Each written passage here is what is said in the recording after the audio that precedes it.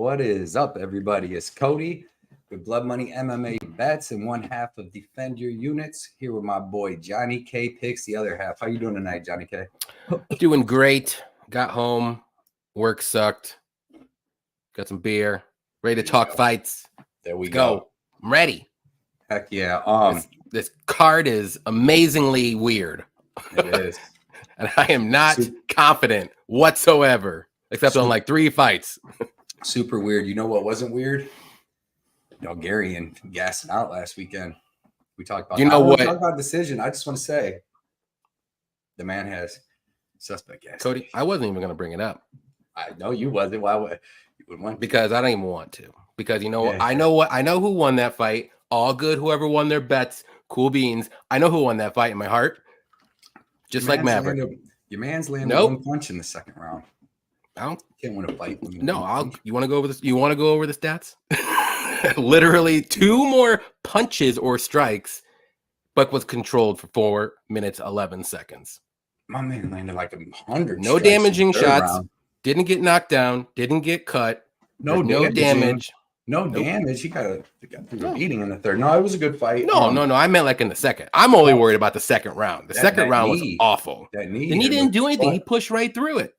But he didn't get dropped. He didn't get stunned. He didn't get cut. Nothing, Cody. And he didn't do nothing either, though. He didn't even punch that man's leg. He had almost as much strike significant, and he controlled him for 4 minutes and 4 takedowns. He does have better cardio, a little bit longer than I thought he would, but he just fights ridiculous. It reminded me of the Azat Maxim when he fought Charles Johnson. Mm-hmm. So he drops Charles Johnson 3 times or whatever in the first round, hurts him, all that. There's 20 seconds left, and he's still going at Charles Johnson, trying to pick him up, slam him, do all these takedowns. Like, bro, you already won the round. Why are you wasting all this energy? You're not going to finish him. And that's what Bulgarian was doing. There's like 12 seconds left, and he's like belly to belly suplexing him and stuff. Yeah. Like, why? Yeah. I guess. Hey, he'll learn, though. He'll learn, though, and he'll come back even stronger because he is good, man. Bulgarian's good. That was a good fight. But like I said, it's just a learning thing. You got to learn eventually. You can't beat everybody in the first round. Yep. And once he slows down, good learning for him. Mm-hmm. I know who won that fight. It's okay. It's all good. I don't think you do. Yes, I do. No, that was a good fight. I will die on that hill, Cody. I will die on the hill. That's why I said I didn't want to bring it up. I'm dying on this hill. I know who won that fight. His name is not C-Rod. It's C-Rod like that. That's how he does it. You puss. No, that was good. I thought he was going to finish him in the third, though. And then Bulgarian can't finish anybody, Cody. That's true. He can't finish anybody. That is true. Everybody gasses on him, and he still can't finish anybody. He also can't be finished, though. That's the thing about him. He's a junkyard dog. I thought when he got in that arm triangle, it was going to be. Yeah. Hey, we already got. I'm waiting to fade him. Should have faded Bulgarian already. I got it right. It's okay. Shout out 88 people in here already, man. We really appreciate that because we're going to be defending some units tonight, man. I know I got some people I've been talking to on Twitter coming in here to defend some units against me tonight. So it's been a good one. This is a good card because it ain't a bunch of minus 900s where we're just like, Kennedy's just going to get him. No, there's a bunch of like minus 1. I love these cards. This is where sharp stuff really happens on these cards where everybody's like, pick them. I love that. When I start breaking down a card, right? If there's 100 or if there's 14 fights, I'm going to go through and I want to look at the ones that are even, like lines first, and then actually do my tape study on them first. You know what I mean? And see what I can get from them before I ever even just go look at a bunch of favorites. But this card's perfect for that, man. I think some of these lines are flipped and just really honestly crazy. But let's say what's up to everybody that's in the chat, man, hanging out with us tonight on their Wednesday night. We got our boy Derek Izzy, first one in the chat, said league finals tonight. I'll catch the show in a couple hours. Thanks for the insight. What's up, MMA fam? That's our boy Derek. He's racquetball champion of the world. Mushroom in the building. What's up, Mushroom? Happy birthday yesterday. Me and Mushroom got the same birthday. Oh, look at that. Yeah. Happy birthday, Cody. I didn't even know. Didn't even tell me. Thanks. Yeah. I saw Mushroom's post. Yeah. Yep. I commented on it, but yeah, I didn't. I was off yesterday and then I slept most of the day because I had to work the night before. And you know what I did on my birthday? Tape study. 9 hours of tape study, baby. Gross. I went to the Blackhawks game when I was supposed to be doing tape study. Did you? Was it a good game? Oh, yeah. They were losing 2-0 in the first period, and I'm like, well, this is going to be a waste. And then they end up scoring 5 goals in a row, and they won 5-2. No crap. So it was cool. Yeah, that's pretty cool. Yeah, I went out to eat and stuff. I did some stuff for my birthday earlier on though. Nice. But yeah, man, it was a good day. What's up, chat? My dude, Zach, what is up? He said, yo, catching the live show, man. Appreciate you coming out with us tonight. Hanging out with us, man. We just followed each other today. Do you know that? Did you? Yeah, we just did. On Twitter? Yep. Awesome. Zach lives right around where I live too. He's also big on Ilya Taporia a couple weeks ago. So shout out to Zach. It's a good call, man. Brandon, what is up? He said, what's up, Mushroom? I think he's saying what's up to us too. What's up, Brandon? What's up, Brandon? What about us? Fireside in the building. What up, Fireside? Appreciate you coming out. Dev, what is up, Dev the Dude? Everybody check out Dev the Dude too. MMA Jesus 420 on YouTube, Instagram, X, everywhere. The dude is everywhere. He said, let's go fire card. Okay. Scotty Lawson in the house. He said, imagine betting MMA this week with an undefended unit. Yeah, now this is the defender. This week and next week, man, are going to be some definitely defend your unit weeks for sure. Yeah, this one for sure. Yes, sir. Dev, dude, Dev's got the little crystal ball out. Yes, right as soon as he typed that. Bodie, what up? That's my cousin right there. Bodie Outdoors, man. What's up? Out in South Carolina. Appreciate you coming out, Emmett, out to hang out. We got to hang out sometime. It's been a long time. This motherfucker almost killed me a couple times. Jumped railroad tracks with me in the back of his truck going like 80 miles per hour. Sheesh. Yeah, I broke my wrist. He was following behind me like, shoot, what was that? Maybe like a month. 6 months later, and I was in my car and he was in his little Camaro. Well, he had an IROC Camaro. This is like 96, 97. And I'm going 100 out in the country with no seatbelt on, no nothing. He's following me to my house to stay the night there. And I hit these stones way out in the country, dude. Spun, hit this ditch and flipped like, 7, 8 times. No seatbelt on. I felt like I almost flipped the car. It's crazy. So 2 times, man. I can't do the third time, Emmett. I cannot do it. Ulysses in the building, though. He said, early bird gets the worm, man. We appreciate you coming out. Zalal will win easily, and that is highly debatable. Highly debatable.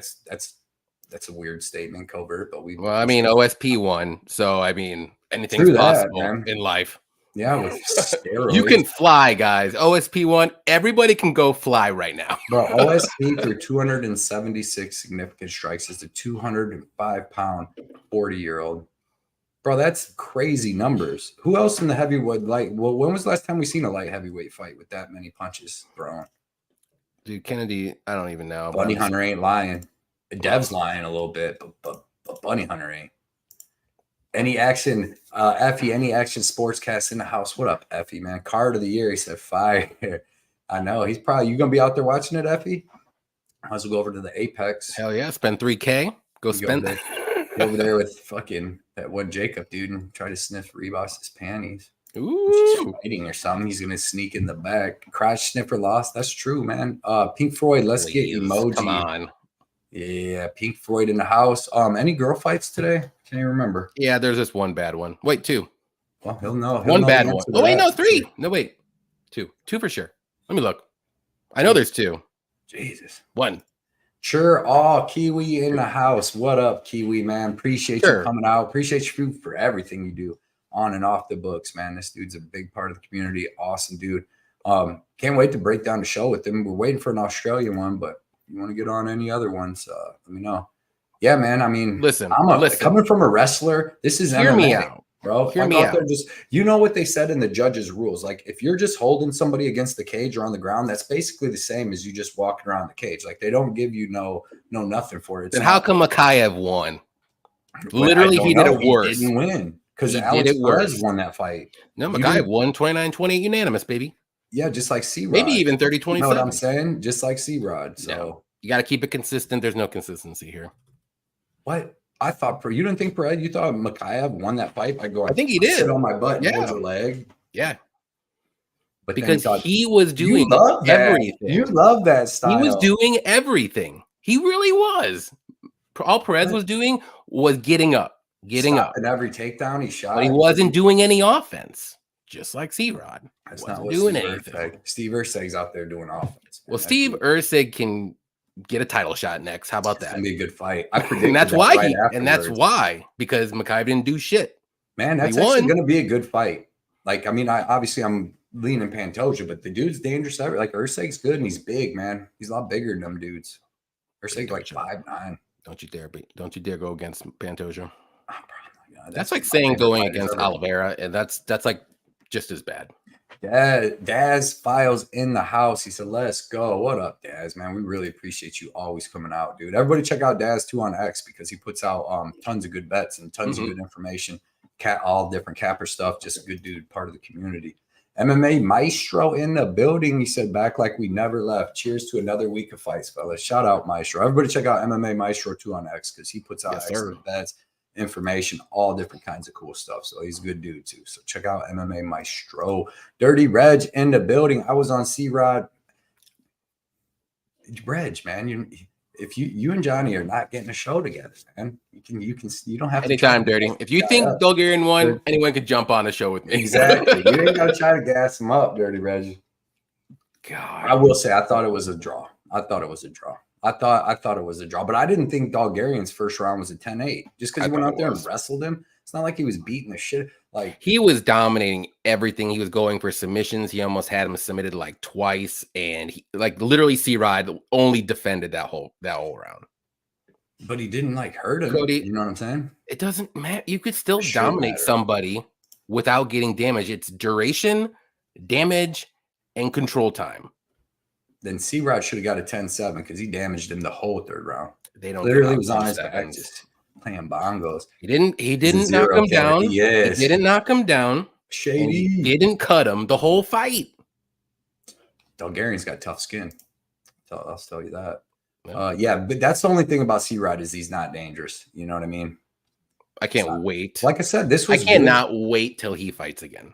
I'm going to look for every opportunity to bet against him. Stop losing money against this guy. He's just a dog. He better not. If he fights a freaking 6-0 guy again, I'm going to riot. He better be fighting someone that's a veteran. That was the narrative. They're like, C-Rod only beats up 18-year-olds. Like, the dudes, you can see he was well-rounded, good, tough, and durable. Like, but I did the arm triangle, but it is what it is. I thought he had him for a second. But Bulgarian's good. I'm not saying Bulgarian's a savage, and like I said, I think this loss 100,000% helps him. Oh yeah, he's gonna dominate a lot of people. What is up, man? Yeah, he's definitely going to. He's still young. I like him. He's good. And now, like I said, just to learn, like, it's not that he has to go run farther or go higher in the mountains. None of that. He just needs to control his pace and stuff. Kill it, man. He had two good rounds of cardio. If he can push, I figured he would have two. I really did. I like the third round. I knew was going to be a little dicey, and it was. But yeah, I know who won round two. John in the building says, "Yo, I think C-Rod took it. Sorry, Yannick." Hey, we all can be wrong sometimes, John.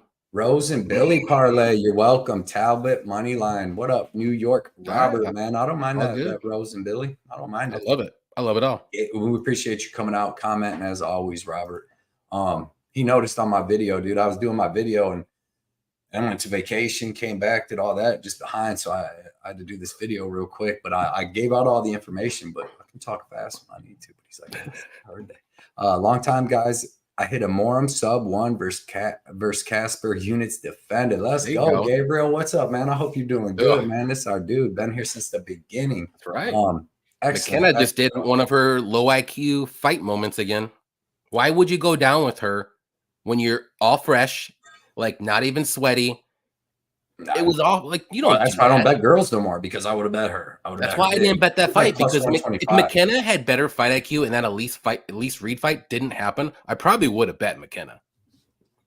Chelsea Chandler, my girl, came through. That's what I'm saying. You guys are talking all that was sloppy as shit.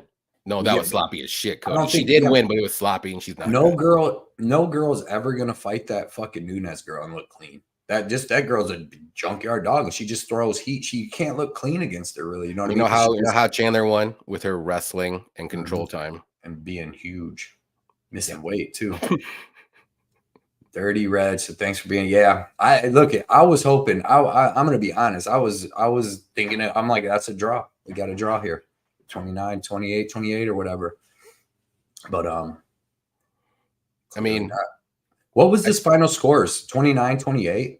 What was it? It was like 28-27 splits. So two judges gave 28-27 to C-Rod, and then the other judge gave 28-27. So basically it was round 2 because they both got 10-8s. Dixon in the house said, Cody and Johnny, I come to you tonight swooping in like a messenger pigeon to let you know that this week's double whammy only fans fade is compromised none other than Ribas and Billy. Don't you put Billy Q in? For one, he doesn't show. At least I don't think he does. Does he or don't?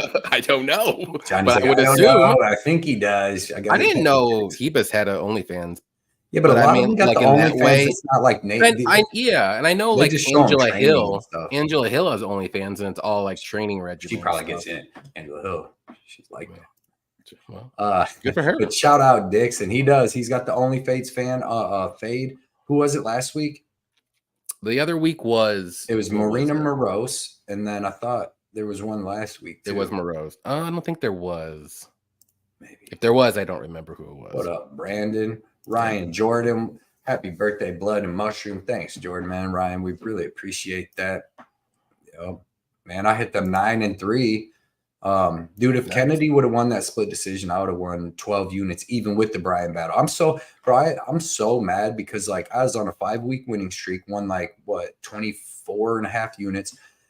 All I need, even with the Kennedy loss, if he would have won, I would have bagged 12 units. But even after he lost, I could have won money with Brian battle. I was so mad at Ange Luce, dude, because Luce, as soon as he got poked in the eye, I knew he was going to quit too, because he's like Aori Q Lang and Cody Brundage and all ththese dudes that are getting that ass whooped. But it's like, dude, you lose so much more. Like, I think even his coaches were like, don't do it, Ange. Because that's what I'd be telling my guy, because you're going to ruin your name, dude, no matter what. He could win 10 fights in a row and win the title, and we still like, you fucking quit, dude. So it made me mad. Fight Talk only in the house. What's up, boys? Just got off work. Happy to see you guys live, man. Everybody check out Fight Talk only, man, because he puts in tons of work and then he puts in work in this game, and it's very hard to do both, especially if you got like a legit job, man. So we appreciate all the work. Trust me, it sucks. Yeah, sometimes I'm already waiting for the week off. It's been like 8 weeks, I think, in a row, or 6, right? 6 at least. It's a lot. Whew. It's a lot. Like, it's fun. Have fun. Like, I actually have fun doing tape. Like, when I get off of work, it's my next day. I sleep, I wake up, and I actually enjoy it. I'm watching the same fucking fights I've watched 100 times sometimes, and then they keep doing all this stuff and putting all the same people on the same card, and I'm not realizing it until later. Like Billy Q and Herbert, or a lot of them are on the same card like 6 months ago. Like, I saw like 3 fighters on the same card, and then the card there was like 3 fighters of the same. I'm like, sweet. They did them dirty next week. They got Nate Landwehr, Herbert Burns, and Bill Algeo all on the same card. So like Herbert Burns hit Landwehr with that crazy knee. So Landwehr's probably gonna be a little pissed. That happens 1 in 100 times. Then Bill Algeo beat Herbert Burns so bad that's when Gilbert had to carry him out of the ring, and they're all in Atlantic City partying together. Yeah, C-Rod's gonna get some stuff. Johnny is pocket ball champion of the world. He is. Miller Lite, one hand pocket ball. Igor, it really is gonna be fire. Let's see, Chronic Combat dudes in the house. What up, Chronic Combat Conversations, what up, guys? Man? Check these 2 dudes out, man. Cool as shit. They got a show on tonight, right? On Wednesday, I believe so. Yeah, a little bit later. They come on a little bit later, and they're going to the Atlantic City card too, and they're going to be on one of our cards. Is it the Atlantic City? This Friday. This Friday. Yeah, breaking down this card. I couldn't remember which one we got them for because they're hard to get, man. We had to woo these dudes, man. We had to really sweep them up. So I'd ask like way in advance, like 3 months ago. Yep, can't wait though. Check out Chronic Combat Conversations on X, Twitter, YouTube. They have great shows, great guests. Everybody, what up, man? What up, Matt? Matt in the building. What up, 3 dogs? I love this week are Usman, Cody Gibson, and Halal. I like them all, but the Usman, I like 2. Can't blame you though. All right, boys and girls. Colostrum in the building. Said Pantoja will gas out in the later rounds, and Ursig will take over. That's a possibility. Kid's got cardio. Rate Mick for a heavyweight, I think he's an 8 because he's a big dude. He's not fat. Well, what do you want him to be? You can't all be Francis's, but he's not like fat. He's just a big, thick. Like if you met Mick Parkin in real life, you'd be like Shrek. You'd just be a big, thick motherfucker. But he's not. I know you like Mick Parkin. He reminds you of Chelsea Chandler. Dude, the boy got hands. The boy's got hands. Training with Tommy Aspinall all day. Oh, what do you think about Jim Miller versus? That's a good fight. I don't any tape on that. I would lean Bobby Green. You know what I mean? I'm going Miller. Fuck it. I want Miller. I'm gonna trust Miller is one of my favorite fighters in the history. And like I said, like I always tell everybody, if you don't follow Jim Miller on Instagram, who's a junkyard dog, Cody? Yeah. Yo. True that. Yeah. Isaac first round was better than C-Rod third round. Possibility. Dog of the week's allowed. Not even close. Really cute as washed. There's way better dogs than that. This is all debatable, man. Johnny not washed. Cody, you being biased as hell, Dalgarian was far more dominant. I mean, I don't think so, man. I don't know, man. Listen, if I had to choose, I would say Dalgarian was, but they both did. I thought they both did get 10-8s because Dalgarian literally didn't do anything in round 3. So it's all good. Just round 2 was just the wrong round that people judge. Yeah, but your boy Dalgarian only grappled him, and it's not like he was landing crazy elbows, dropped C-Rod. He was just grappling him. What do you remember about C-Rod in round 2 other than the knee? Literally. Getting held against cage by a dude that didn't want to fight. Then he's not winning the fight. Refused to fight. And then the second they get space, my dude hits him with some violence. Back to the cage. If the UFC doesn't want wrestling, then they'll put it in there. Make it Muay Thai. Let's go. Well, no, they love wrestling, but they like Khabib's wrestling. You have to have some. Listen, I get the whole damage thing. I totally get it, and I usually favor the strikers. But you can't tell me when somebody literally dominates somebody for 4 minutes or more with 4 takedowns, and the striking difference is literally almost identical. There has to be something there. Yeah, damage. That grappling, there wasn't any damage other than that stupid knee. Stupid knee. You can't. He didn't rock him. He didn't cut him open. He didn't do anything with that knee. He kept going forward. It was like it never happened. Okay, yeah, it was a big shot, but it wasn't a damaging shot. Okay, what did he also did the same amount of significant strikes, other than like 2, and he had 4 takedowns with 4 minutes 11 seconds of control time. Yeah, but that wasn't on the ground. He was holding them up. Still control time. It still counts. That knee was big. So you're telling me 2 significant strikes is worth more than 4 takedowns and over 4 minutes of control time? You have to have 2 significant strikes. But he didn't get a knockdown, and it wasn't. That's the thing. It wasn't. If he would have knocked down or Isaac, cool. I would have been fine. He lost because that's damage. You're not telling me any damage Isaac done. You're just telling me about takedowns. Yeah, but if it's the same damage wise, which I do believe it is, right? That's when the grappling comes in, and he clearly won the grappling, all of it. Like, there's no debate about that. Right, but like Laura Sanko, when she broke down the scoring, she was basically saying that if somebody holds somebody up against the cage, and that like for 4 minutes, that's basically not like control. It's basically just like you're walking around the ring and nobody's doing nothing. So then if you break it, I don't know though. Like I said, I called it a draw. I'm not even arguing the win. I'm arguing round 2 and how they scored it. Oh. Which is awful. Johnny News with the dono, with the $10 dono, said Daria Zenelikova is minus 218. No UFC or Aries, only Aries, and lost to Mullins 2 fights ago. What is Rendon's path to victory? Get this takedowns and decision. Yeah, because Daria, yeah, this shouldn't be that. I don't think that line should be that. That's an excellent point. But but she don't have good takedowns and submissions. But then Daria doesn't have the best takedown defense. So it's like it's women's MMA. Let's see. Bruna Brazil. Happy birthdays, Chronic said. Happy birthday. Thank you, man. We really appreciate that. But me and Mushroom's just getting older, so they're not as fun. But I did, yeah. Ribas has an OnlyFans. Yeah, you ain't lying. I just don't think it's like that, though. Yeah, Jumbo Loco in the house. Hey, guys, had problems with my YouTube account for some reason past couple of days, but I got it figured out, and I'm here now. Let's go, Jumbo. Jumbo's been here since the beginning of Defend Your Units. Who helped us with that name? I've been trying to think about that. Whoever helped us. Somebody in the chat helped us with that Somebody name. said something I would like to give them a shout out. I don't remember it. I don't need Dev in here taking credit. Evan, I know it wasn't Dev. Yeah, no way, but he's gonna. But he literally sees the future. Dev literally typed that as that happened. All right. I hit Mirshar sub and a Morum sub and Fialo sub parlay. Dang, killed it. Evan, nice calls. All nice calls. That was the way they was gonna win. So excellent. Yeah, thanks, man. Getting well, older.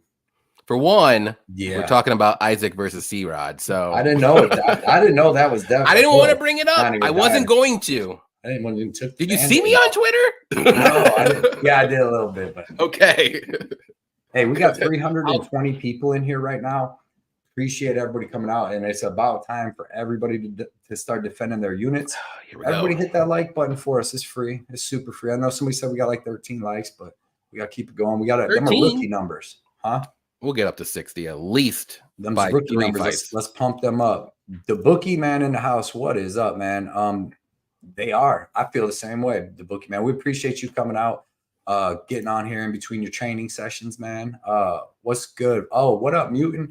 First time here. You probably. It's not always like this Dalgarian stuff. It's not always like. It's fun. Appreciate you coming out though, Mutant, for real. Matt, I was also high on Mick Parkin, and yeah, but I think that dude he fought last time is actually good. Like you don't think that Machado dude's good? I actually think he's good. He's not even a heavyweight.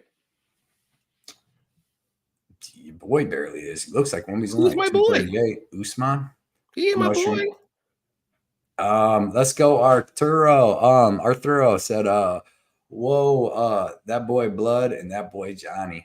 Yup. The boy. We started off hot, but appreciate you coming out so much, man. We got to get it off our chest. It's all good. Everything is good vibes. Let's get the good vibes rolling back in here, guys. The main card sucked last week. Come on. This is my honest opinion. I scored damage, dude. Like I never really look at. I do too. But there wasn't any. In any fight, not even this fight, but like if somebody goes out there, dude, takes somebody down, controls them, does whatever, tries whatever, but I don't see no flashes, no really getting pounded out. You're almost finished. Like a little sub in that to me, when I watch a grappling round, I'd never be like that dude just 10-8'd him. Now, if he cracked him and dropped him before he took him down, but the reason I gave C-Rod a 10-8 is because he probably landed 100 shots to 2 in that round. You know what I'm saying? So, but I can see, I'm not saying that, but I could see how the first round could be a 10-8 for people, but I just don't usually score. I need to see some damage. I need like real fight ending shit. Ground and pound, and the dudes like that's all I'm saying. Like or a real knockdown. Like even OSP knocked down Kennedy, but he didn't get a 10-8 in that round because they ended up fighting back. But I get it, man. I was shocked. I didn't know he was going to win. I didn't know, but I thought he was going to finish in there for a minute. Yeah, his body language was terrible. Yeah, they did used to reward it. Yeah, yesterday. They still do some fights, and they still don't. It's like they're just not consistent. Because look at the Makayev Perez fight. Look at Robert. Go rewatch that shit.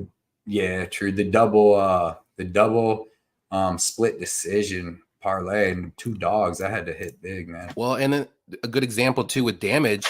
Round 1 in the Danny Silva fight. I thought Danny Silva got it, but Kulabau took over that whole round after he got dropped. Yeah, that's damage right for you there.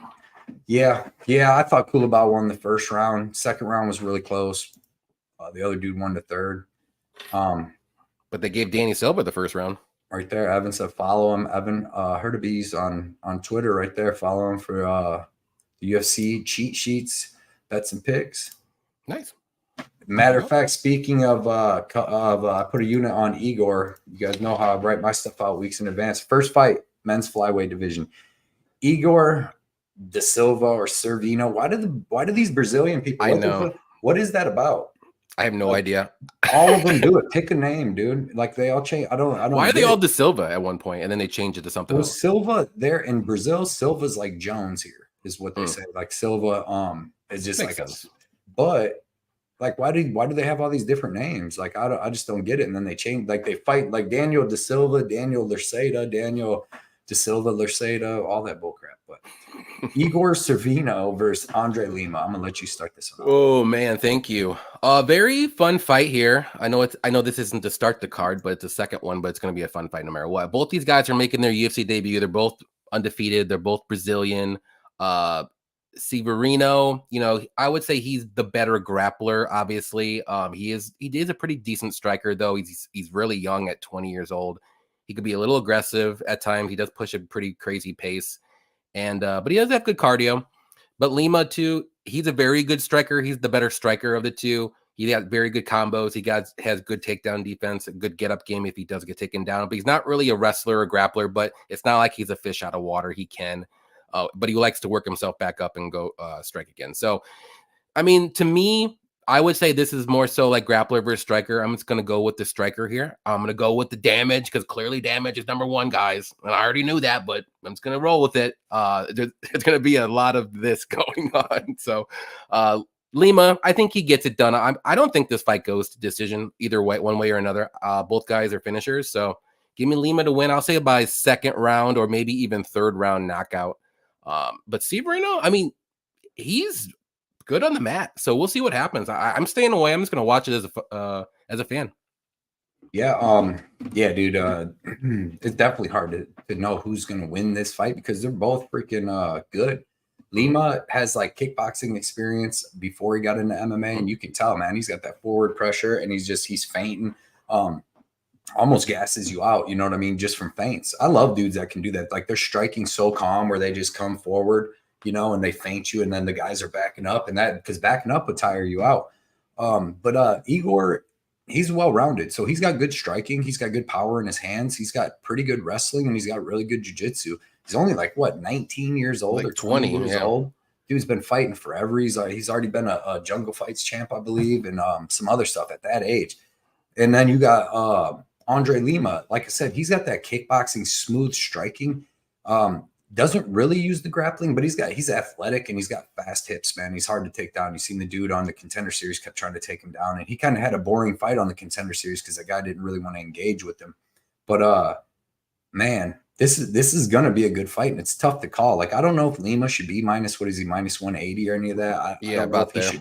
I don't know if he should be that because this fight's going to be close, and Igor is going to have the grappling advantage. I'm not sure if he can get it going because, well, like if you look at both of these guys who they fought on the Contender Series, they were both really small guys. Like they were like 105ers. Like both of these dudes fought dudes that fought at 105 before or something like that. They were fucking small dudes. Sheesh. I can't remember exactly. 105 guys? Damn. Yeah, they were little Brazilian dudes. So they beat the shit out of them. But especially Igor. If you go watch the guy that Igor fought, that dude was super freaking small, and like everything he was hitting him with. But like the thing that made me pick Lima here is because when Igor fought that guy, he got cracked a couple times and had to like resort to wrestling. And if he gets cracked against Lima and can't get the wrestling going, I'm going to say Lima's going to be able to probably finish the job. So I'm going to go with Lima, but no confidence because, like I said, Igor is going to have all the grappling upside here. So if he can come out and start getting his grappling going right away, then it's going to be a long night for Lima. And then not only that, but Igor does have the striking to not just be overwhelmed or if he can't get to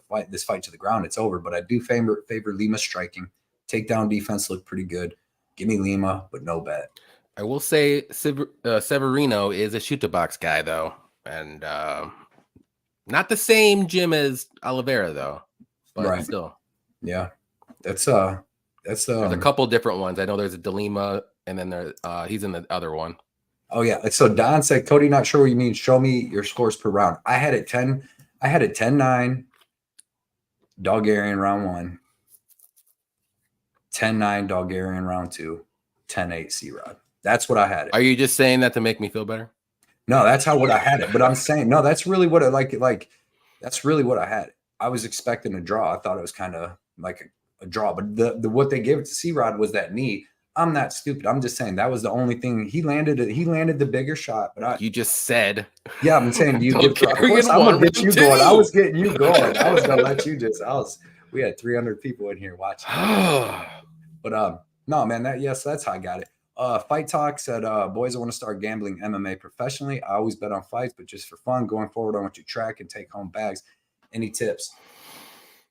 I would tell everybody, track your bets like I do. I think that's why my count took off. Like it sucks sometimes when you got to claim them losses, but when you win, you know what I mean? It looks good. I put them bets out each week, do the recap each week, all that. And like, because I mean, everybody tells me that I got to use that MMA tips, right? But like, you can manipulate that like a motherfucker. Like I can have 12 accounts on that thing. That's why it's good betting units. I'm not betting, doing all that, making bets. I really wouldn't bet with real money. But you see with me, here's my bet slip. Here's the amount I paid.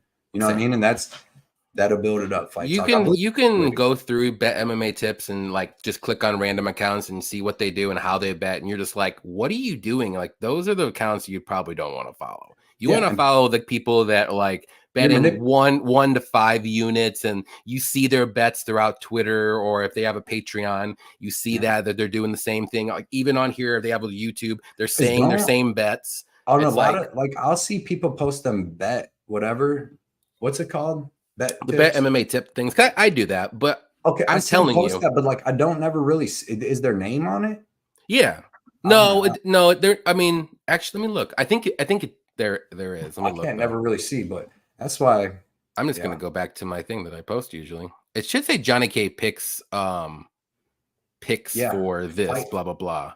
Fight Talk. I'm down. You start a new page. You let us know. You know, we'll shout you out, support you, and be a part of it for sure. What is up, Money Bag?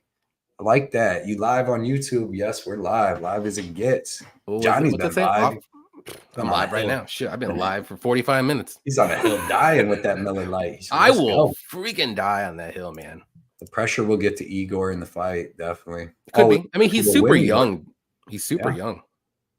Johnny, the type of guy to pick Julian or Rosa. You do not know me, sir. Haunter, what is up, dog? You do not know me, Haunter. I like that Pokemon. Shady knows the rules. Shady knows the rules. He knows them Bum Bible rules. Congrats to Cody for number 2 among the cappers that Brian tracks. You two get number 2 for 5 straight weeks. I got number 1 on Brian's this week. I was number 1 this week. There was me, Uncle Weezy, and a turd that I ain't gonna mention his name. Just two guys, 2 dudes. There was 3, but the one could have been cool. It wasn't me. He seen me lose 2 weeks in a row, and he thought that was the time to come attack the page. And I'll look at it. It's all good. Not invited to the barbecue. Never. Igor's fighting a flyweight in contenders. Yeah, but I mean, let me see real quick. Dang it. Apology is on Atlantic City. Here, I'll show you. The dude, if you go watch who Igor fought, that was a small man. Joanta Silva is 5'5" with the 66-inch reach, but if you go watch it, they said the dude used to fight at like 115 or something like that. Some weird. That's crazy. I don't understand how there could be weight classes for guys under 125. Yeah, right here. Look, he fought this dude strawweight. There's men's strawweight. He fought Danilo Gomez Carrera versus Joanta Silva at 116. Bro, in boxing, the little Mexican dudes and little Philippine dudes, they fight at 105, man. And them dudes, bang, they fight. Yeah. They're so I don't follow that much boxing, so I didn't know that actually. Like Vic Darchinian. There's a dude back in the day named Vic Darchinian. He was knocking everybody out at like 115, and then Nonito Donaire knocked him out. And yeah. All right. Next fight, and then we'll get to maybe we'll get to the first one. Next fight, women's bantamweight, Montserrat Rendon versus Daria Zalal, whatever. I didn't pronounce her name. I didn't say it right either. I know I butchered it. So this fight's a fight you most likely don't want to bet. I could see you going dog or pass. Montserrat, she's got like decent boxing that's kind of slow, but she's a big girl, 5'8" with the 68-inch reach. But she's kind of slow. She's got okay like clinch, okay grappling, and then she's got decent jiu-jitsu. Kind of, she's been in like some jiu-jitsu tournaments. It's not like she's winning it. She's got 6 wins, 6-0, 0 finishes. 3 out of her last 4 wins are split decision. So she's fighting girls, and she's lower level girls and super close fights, really close fights. Then you got Daria, who's like a Russian kickboxer. She's 5'9". Reach, I don't know her reach, but she's actually. I don't know. I don't see how she's going to actually be bigger than this Montserrat girl. That's what it says, but it don't like when you watch her fight. Tall. I just don't think she's going to be as wide or thick, if you want to say. White. But yeah, in this fight, like I said, I'm not going to be anywhere near this fight for nothing. But I'm taking Daria. I'm going to say that she's going to be able to stop the pretty much non-existent wrestling of Montserrat, and then her striking is going to be way better. Kind of like the over, because like I said, Montserrat is pretty durable, fights pretty close with people, but she hasn't really been in here. Daria's got 8 wins, 5 KOs. So there's a chance she could finish her. I'm staying away. I'm taking Daria. What do you got? Yeah, same thing here. Basically, to make it short, Rendon is, she's going to be the better grappler or wrestler. She's not dangerous anywhere. She's got all 6 of her wins are by decision, and 3 of them are by split, so very close fights. Daria is going to be the way better striker, making her UFC debut. She is good in the clinch, I did see, and she always looks for the finish, so that could play against her maybe with takedowns, because I'm not saying Rendon's the best wrestler, but she can get those takedowns. I do think she's going to be the stronger girl here in this fight too. So again, like Cody said, I just don't think you should bet this fight unless you're going to hope and pray that Rendon can get a decision win. It's going to be close. You're going to sweat it, but you can play the overs maybe. I think I like the overs here if you want to do anything like in a parlay, but I'm going to go Daria because I'm going with the better striker. I learned my lesson. Going with the striker over grappler. Done. Yeah. I can't blame you in this. It's just like in the real, yeah. My opinion is like if you have an elite striker versus an elite grappler, you take that grappler.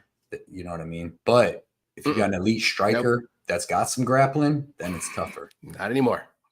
I am done. I tried. It's done. Evan, you're doing it right, man. That's a big win too, man. Shout out Evan. Check him out on Twitter. That's crazy. Strawweight men's. Yeah, I didn't know that until I was looking it up. Like I said, I go deep into research. I'll never guess. That's why when I post a bet or anything, there's no talking me off the ledge. Like when I've made a bet, it's based off of a lot of logic and a lot of stuff that seems like it should be right. But yeah, I think even like I said, the other dude too, though. I want to say that Andre Lima, the dude he fought was like the dude he fought used to fight something like that too. That Rickson Zinedine, maybe not that guy, but the other dude. But yeah, should be a good fight though either way. So we're both on Daria. You picked Daria, right? Yep. I think it goes a decision.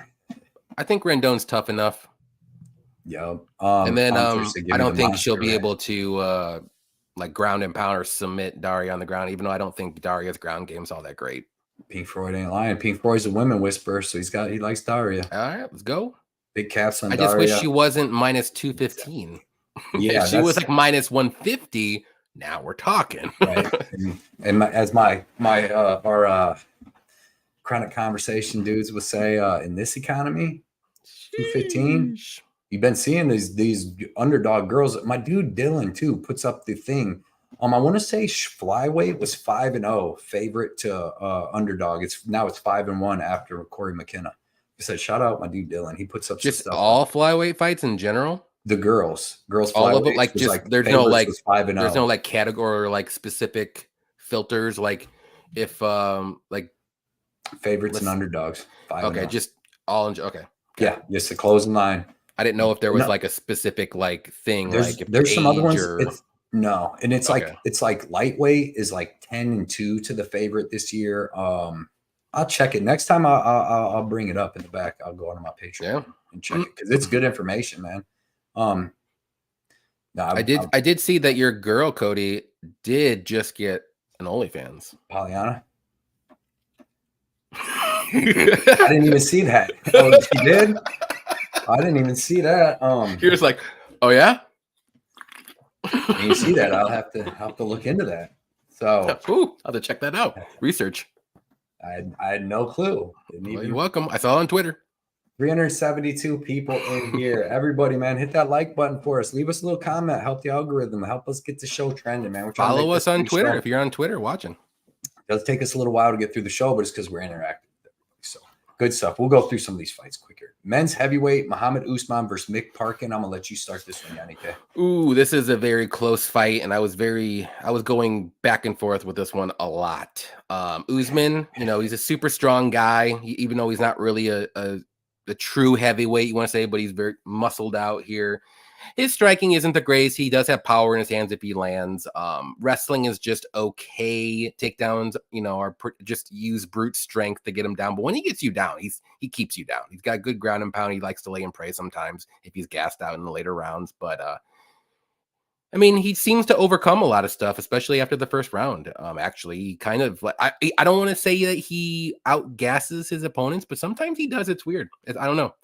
Parkin, though, he's taking this fight on short notice. I think he's well-rounded. He's got solid striking, solid takedown, solid grappling. Everything's solid pretty much.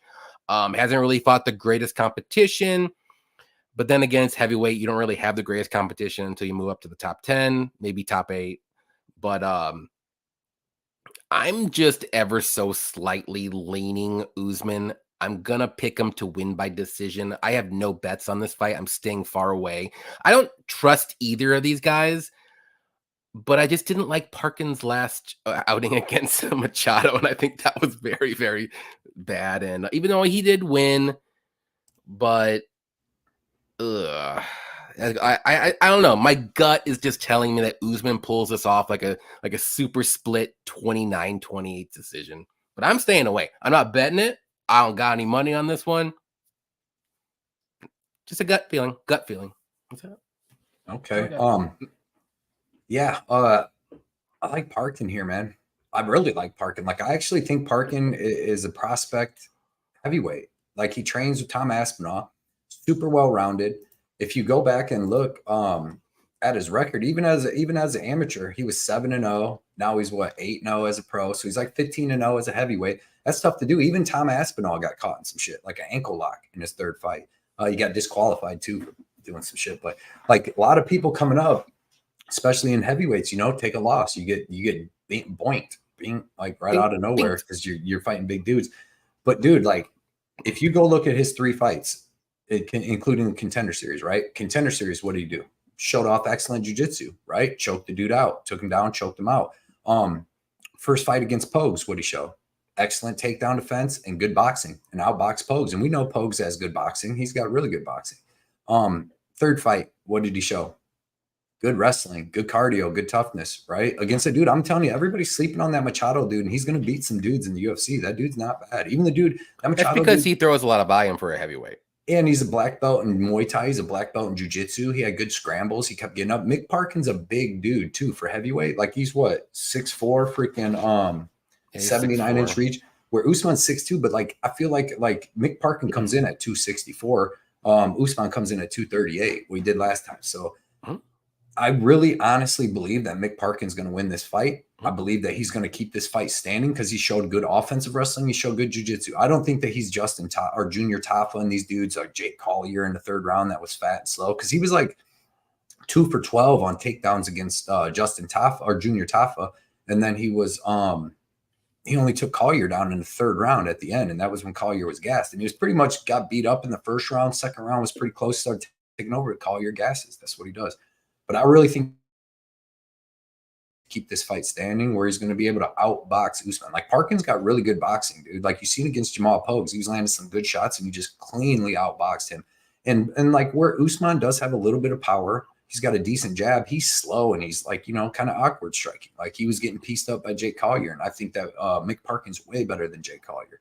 Like, he's not gonna gas out. Like, he heavily wrestled, and in that fight was a ton of scrambles and a ton of grappling and a ton of striking, and he still out cardio Machado, and that was a good fight. And I'm like I said, I don't think that Machado dude's that bad. He's well rounded. He had good scrambles, good get up in jiu-jitsu, and then he had good powerful striking. So give me Mick, man.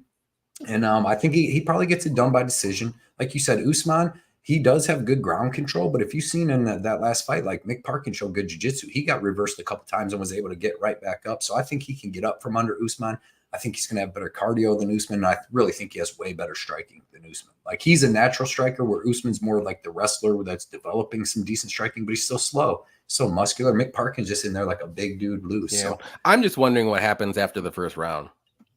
With what? That's what I'm worried with Parkin. He does slow down a little bit. He gets a little sloppier. The volume starts to slow down a bit. And that's when usually, like, Usman kind of, like, for some reason comes to life. Well, he did in the Machado fight. That was like tons of crazy grappling though. But Machado slowed down with it too. That's two big boys. I'm just saying. I just want to see. That's why I'm just gonna stay away. Okay. Yeah, with Spinal. Yeah, he does. He trains with Aspinall. And he's a tough dude. Yeah. Yep. I faded Mo Usman every time in the UFC, and it's costing me. I've learned my lesson. He's won every time as an underdog as well. I bet him last time against Collier, and I mean, they won. I'm not that impressed with him though. Like, that's not like, well, I think Mick. It's hard to be impressed with a heavyweight, to be honest. I think Mick Parkin would like 30-27. They'll call you like that was 1-1 going into the third, and Usman had to land that takedown to get the win. I'll take large Mick Parkin with fries, please. There you go. Parkinson's been trained by Paul Craig and Aspinall. I think that'll help. Yeah, that'll definitely help. LOL. Mick. Oh, yeah. You. Yeah, he does. They do in England. That's the best one you're going to be training with. Greed, blood, sub decision prop for me. Yep. I'll be honest, if Usman takedowns Parkins, I'll be surprised. True. Off the Coast. What is up, too, man? Everybody check out Off the Coast on Twitter, man. Puts out some good information all the time. Right there, Off the Coast name, man. There will be blood. Usman, can't wait to fade him. Let's go. I like that fight, though. I really do. So, I don't know. Like I said, man. Yeah, I think this goes in line. Next fight, men's featherweight. Stephen Wynn. I know you want to say Nugent so bad, but Steve Wynn versus Jarno Erens. Who started that You started the last one? Yeah. On this one, yeah, man, Steve Wynn, I don't know what's great about this kid that he was a big favorite on this card. Like, he's got decent boxing. He's got a little bit of pop. And then after that, I don't know really what he's super good at. You know what I mean?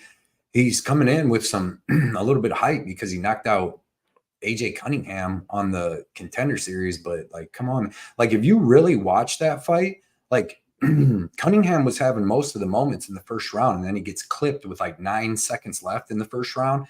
But he was putting on some work on Nugent, on Wynn. You got me saying this on Wynn. I didn't say anything. So then that's all you. In the second round, right after he kills AJ Cunningham, because it happened right at the end of the first round with 7 seconds left. So Cunningham's out of it. Comes back in the second round, and he actually starts putting in work again on Wynn.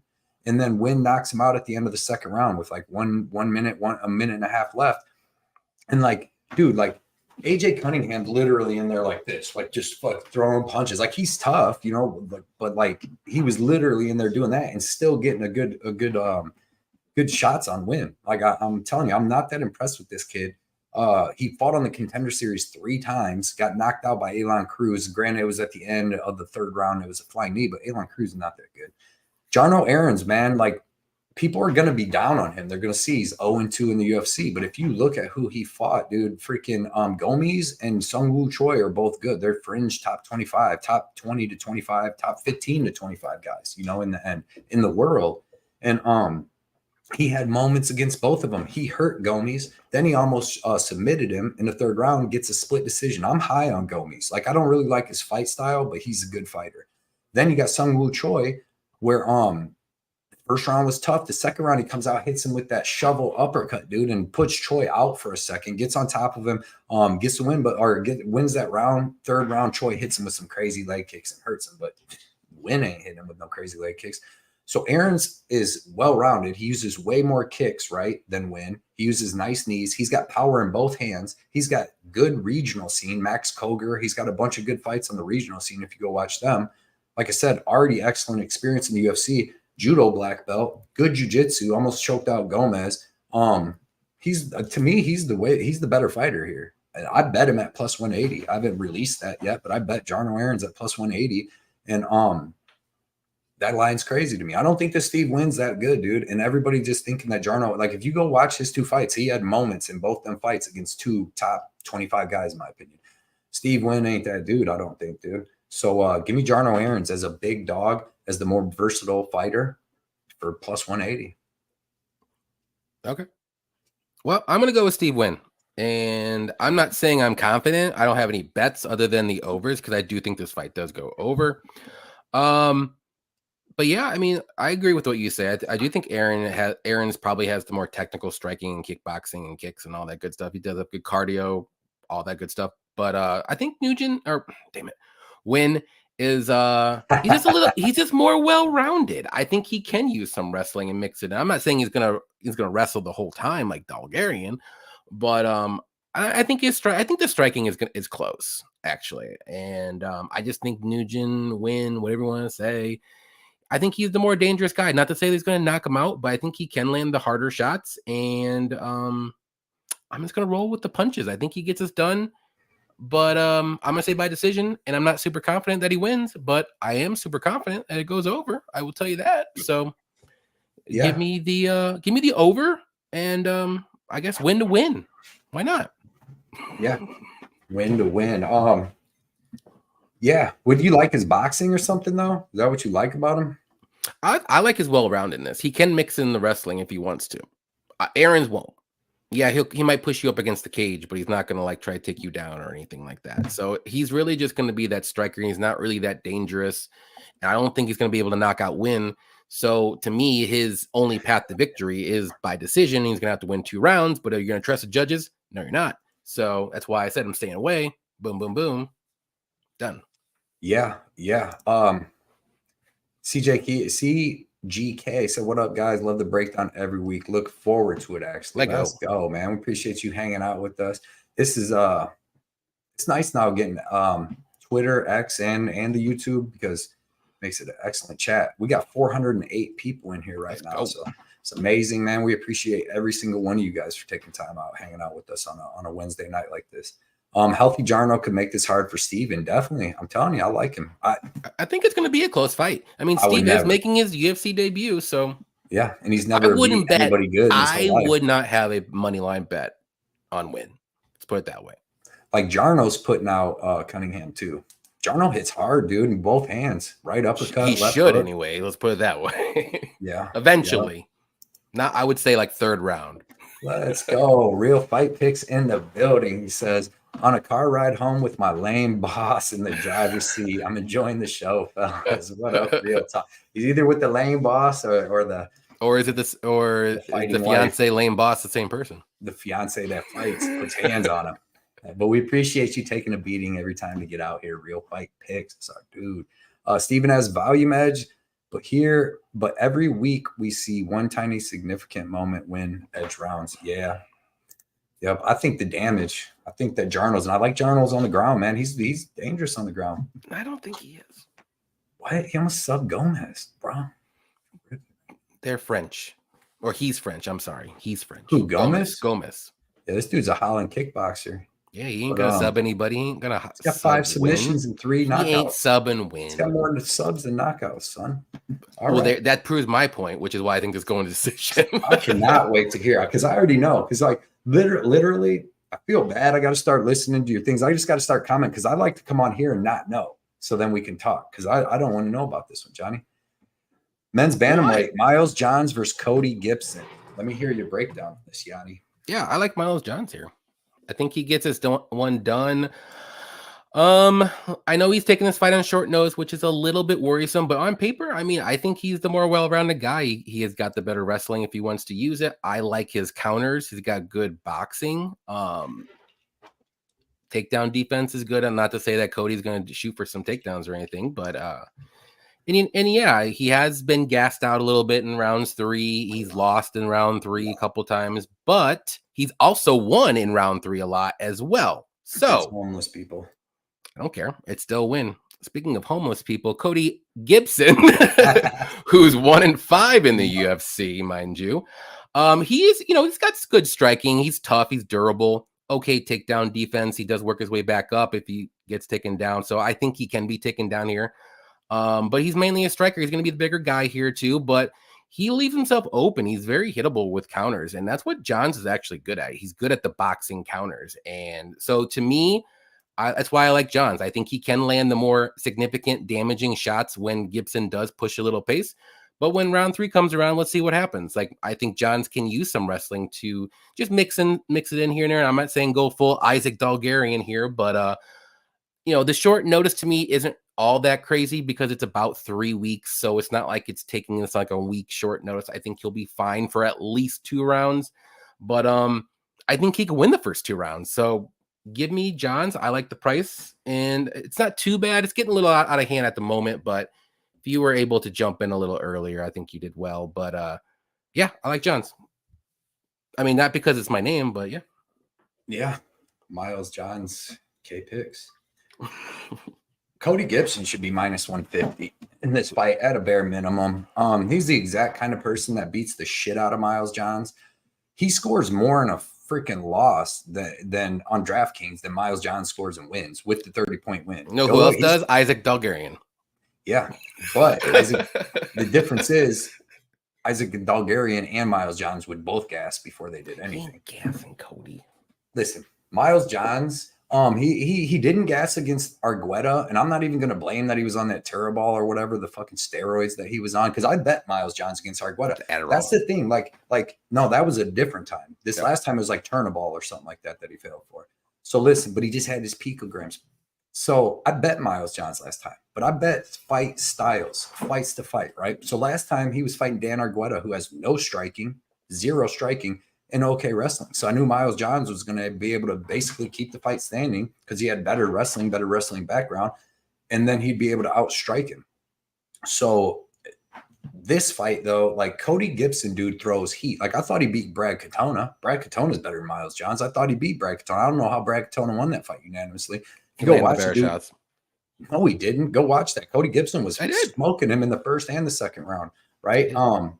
So Cody Gibson, Miles Johns is not out wrestling Cody Gibson. Miles Johns hasn't used wrestling to win a fight since he fought Cole Smith. And that was like his debut or second fight. And he gassed out so bad in that fight that other than that, he hasn't used wrestling to win a fight. Well, he doesn't need to. He's not going to take down Cody Gibson and out wrestle him and just hold him down. Cody Gibson landed 4 takedowns when he fought Aljamain Sterling. He's got good wrestling too. He's just better striking. Biggest thing is Miles Johns hates fucking pressure. He hates pressure. Look at Bautista. Look at Castaneda. You just come forward and do this. He's going to back up and he's going to try to whip overhands and stuff. But dude, yeah, Cody Gibson's 1-5 in the UFC. Look who he's fought, man. He's been in there with freaking beasts like Merab and different people like that. I'm pretty sure he's in there with Merab, right? I don't think Aljamain, so. Maybe Aljamain. Yeah. That's where I'm getting mixed up. But Aljamain, that's crazy if he did. Yeah. But yeah, dude. I mean, I just like his striking. He's a lot bigger. Like he's going to be coming forward. He's going to be putting pressure on Johns, right? So if Johns, like he does, tries to panic wrestle, the dude doesn't have offensive wrestling cardio, right? Look how many like Miles Johns. Well, he doesn't need to. That's the thing. Yeah, he has in his back pocket. Listen, the only reason that Miles Johns just has it in his back pocket and everybody thinks his striking's decent, bro, go watch him fight Bautista and Castaneda. He's getting his ass whipped the whole time. The only reason people think his striking looks decent is because they watched him knock out Anderson Dos Santos, Kevin Natividad, fucking who else? That's it. Anderson Dos Santos, Kevin Natividad, and Vince Morales. He ain't beat a guy that's it. His 4 wins in the UFC, Cole Smith, not in the UFC, Kevin Natividad, far from the UFC, Anderson Dos Santos, not in the UFC, and Vince Morales, not in the UFC. Like, he's not that good. I honestly, I thought Gibson beat Katona last fight. He stopped the takedowns. I don't think Miles Johns on short notice is going to be able to out-wrestle Cody Gibson, and I think Cody Gibson has way more volume, power, and better striking than Miles Johns. I think he's going to put the pressure on him in the small cage, and I think Miles Johns is eventually just going to slow down. He doesn't put out enough volume. Dude, if you go look at his – let me give you this real quick. I just want to look at this really, really, really quick. So on DraftKings, right? Let me give you this.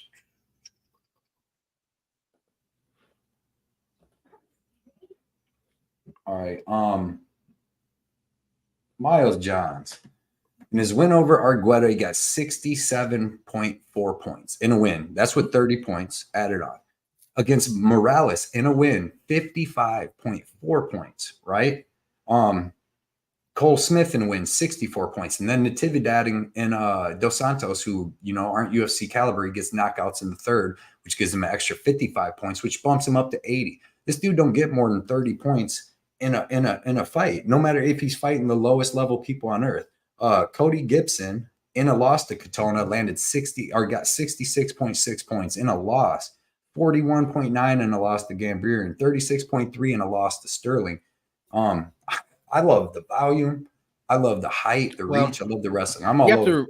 You have to realize the last fight too. They put on a show on purpose. They literally stand and banged for the whole time for it because it was a tough finale.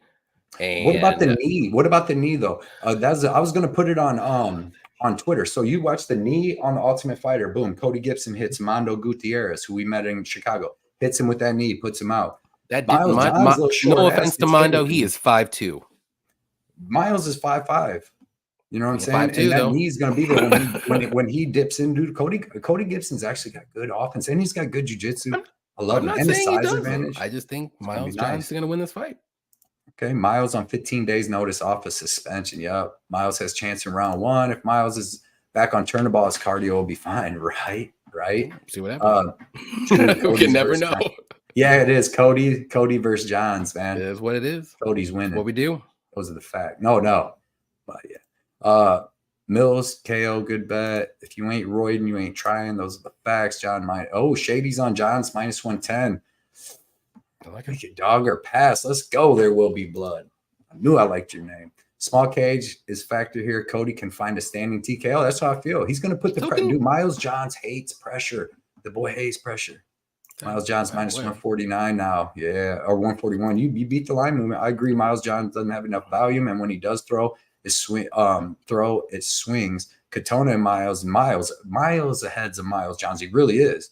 And striking, Cody held his own. I thought he beat him. I really did think he beat him. I would like to see the stats on that. Because I feel like Cody beat him in the first round easily, and the second round was close. And then the third, because I had a bet on Katona. When they said unanimous decision, Katona, I was like, oh. Cody, I don't know if you know this, but stats don't matter. Shady, what's up, fellow bum? Yeah, Jumbo, I don't know, Cody. Your Gibson pick is giving off bowling. Well, Miles Johns ain't bodying nobody. And no, that's giving off that Christian Rodriguez. Let's not go back a couple weeks. Let's get it's giving off. And I'm just keeping good vibes. Nobody likes when you pick an underdog. I post an underdog bet on Twitter. It's like, you fucking retard, or you work for the bookies. Like, bro, if I posted some of them, the 3-fight -400s, I'll probably get 150 followers. They love it. I'll be getting like freaking 180 likes on them ones. But it's the underdogs, man. Like it. All right, Olives was 1 of 4. Yeah, that featherweight maybe. But Olives, that's the fighting style though. I would still take Cody with Miles having a full camp. Argueta was making Miles look bad before it was. Oh yeah, or that one went to decision, but it was a close fight. It was all over Michelle, but here I love Cody. Let's go. We didn't even get to see the Pereira fight though. Like, I want to see how that plays out. Anyways, I mean, you see he's fighting Mahmoud Muradov, right? Coming up. Yeah, and I know who I like again. Spoiler alert. Cody going to be 37. He's losing on Tough Fighter. Yeah, but he lost to Katona, though. Katona's a legit fighter. I don't think Katona's that good. What? Did you see him last fight? He looked awful. And they tried to give him that win. And they couldn't. You didn't see him choke out Bryce Mitchell before? You had seen him beat Timur Valiev, and he beat somebody else on the Ultimate Fighter too. That's really good. Good for him. You saw the gun at OS. Yeah, exactly. I hope not. I had Miles against Argueta. I have Cody this time around. That's how it goes. That's how it be sometimes. Sometimes you pick the guy, the next time it's style and matchups. Yeah. Keep it going. Defend them guys. Units on Johns, Johnny. Yeah. Well, if we line up dirty, you know what's going to happen. I don't have to defend anymore. Yep. Oh, these mother. Next fight, men's featherweight. Ricardo Hamos versus Julian Erosa. I'm gonna start this one off. Listen, the last fight, dude, you know how many times I picked Julian Erosa, right? Over Dawoodu. Remember? Fuck, dude, that was Julian Erosa. I picked him over freaking Jourdain. All these people, right? But dude, that wasn't Dawoodu's last fight, right? Who did he fight? He fought Cub Swanson after that too. Ooh, yeah, that's just bringing up some bad vibes. Okay, like, dude, you can't. I can't. As a capper, as a grown ass man, capping, telling people to bet Julian Erosa's chin. It's like telling people to bet Phil Hall's chin. He's probably the bigger, better fighter, and all of that, and blah blah blah blah blah blah blah blah blah. But when it comes down to it, you cannot trust his chin. Like, you know what I mean? Like even he might win this fight, and he probably should win this fight. But he's winning this fight, and then all of a sudden, bink, and you're like, oh, fuck. You know what I mean? So, no, dude, I don't even like Ricardo Hamos. I fucking bet him against Jourdain. He's got some good spinning stuff, spinning back elbows. He's got two. He knocked out Zahabi with one. He knocked out Danny Chavez with one. But, like, I don't really like him either. Like, he's not going to really have a grappling advantage here because he's not, like, Rosa has good takedown defense and good grappling. So, and he's huge. You know what I mean? He's going to be 4 inches taller, a couple inches of reach. So I don't really know how much he might get a little control time, but it's not going to be a lot. And when they're striking, like, Erosa is going to be able to crack this little dude. And he's going to, but then, like, all it takes is one shot. So I'm not betting this fight. I love love the under 2.5. But like, no, man, I'm not gonna tell anybody to bet Julian fucking Rosa at this point. Even though I like him, he's a tough dude. I like his fight style, but he keeps his hands down and he can't take a punch. He literally fights with his hands like this so he can throw out. And it's just, you know what I mean? He's been knocked out 7 times. He's been knocked out in the first round in his last 3 losses. But I'm not betting Hamos. Just bet the under 2.5 and watch these fucking turds fucking one of them finish each other. Yep, I agree. I'm going with Hamos, though. I do think he's going to find that chin, just with everything you said. I like the under 2.5. That's what you should bet. Don't bet a side, guys. You can get the same price, basically, if you really like Hamos, which that should be your secondary bet if you want to. The first bet, let's just be safe. Under 2.5. You're gonna be rooting for violence. Doesn't that just seem so great? Like, you don't care who wins. You're like, I don't care if Rosa goes out there and gets a flying knee, which could happen, or subs him. We've seen Hamos get subbed by Jourdain, or maybe Hamos comes out there with a spinning back kick elbow craziness and gets him out of there. It's going to happen, probably. So just go the under 2.5. Have fun. Yeah, I'm gonna say Hamos by KO though. First round. Par for the course, man. Easy peasy. Yep. So it's a weird fight. I mean, it's short notice for Rosa, or am I tripping? No, it's not short notice for either guy. No, I don't think so, unless Tapology did not tell me. No. So they just, yeah. Okay. Yeah. So we're both on Rosa. I mean, fucking Hamos, hell no. But like, yeah. But we're both on the under 2.5. Let's just say that. Yeah. 442 people in here live. Smash the like button for you boys. Let us know. Drop a comment. Let us know you like the show, because we were just talking about it before we started. We were like, you just not want to do this no more. People really don't. Yeah. Let us know they like it. They're like, why don't you tell us? Just, so let you boys know you like the show, man. We'll keep it. Do you want us to talk more Isaac Dolgarian versus Erod? I'll do it for 2 hours. Do it. You don't. I just opened up a beer. Let's go.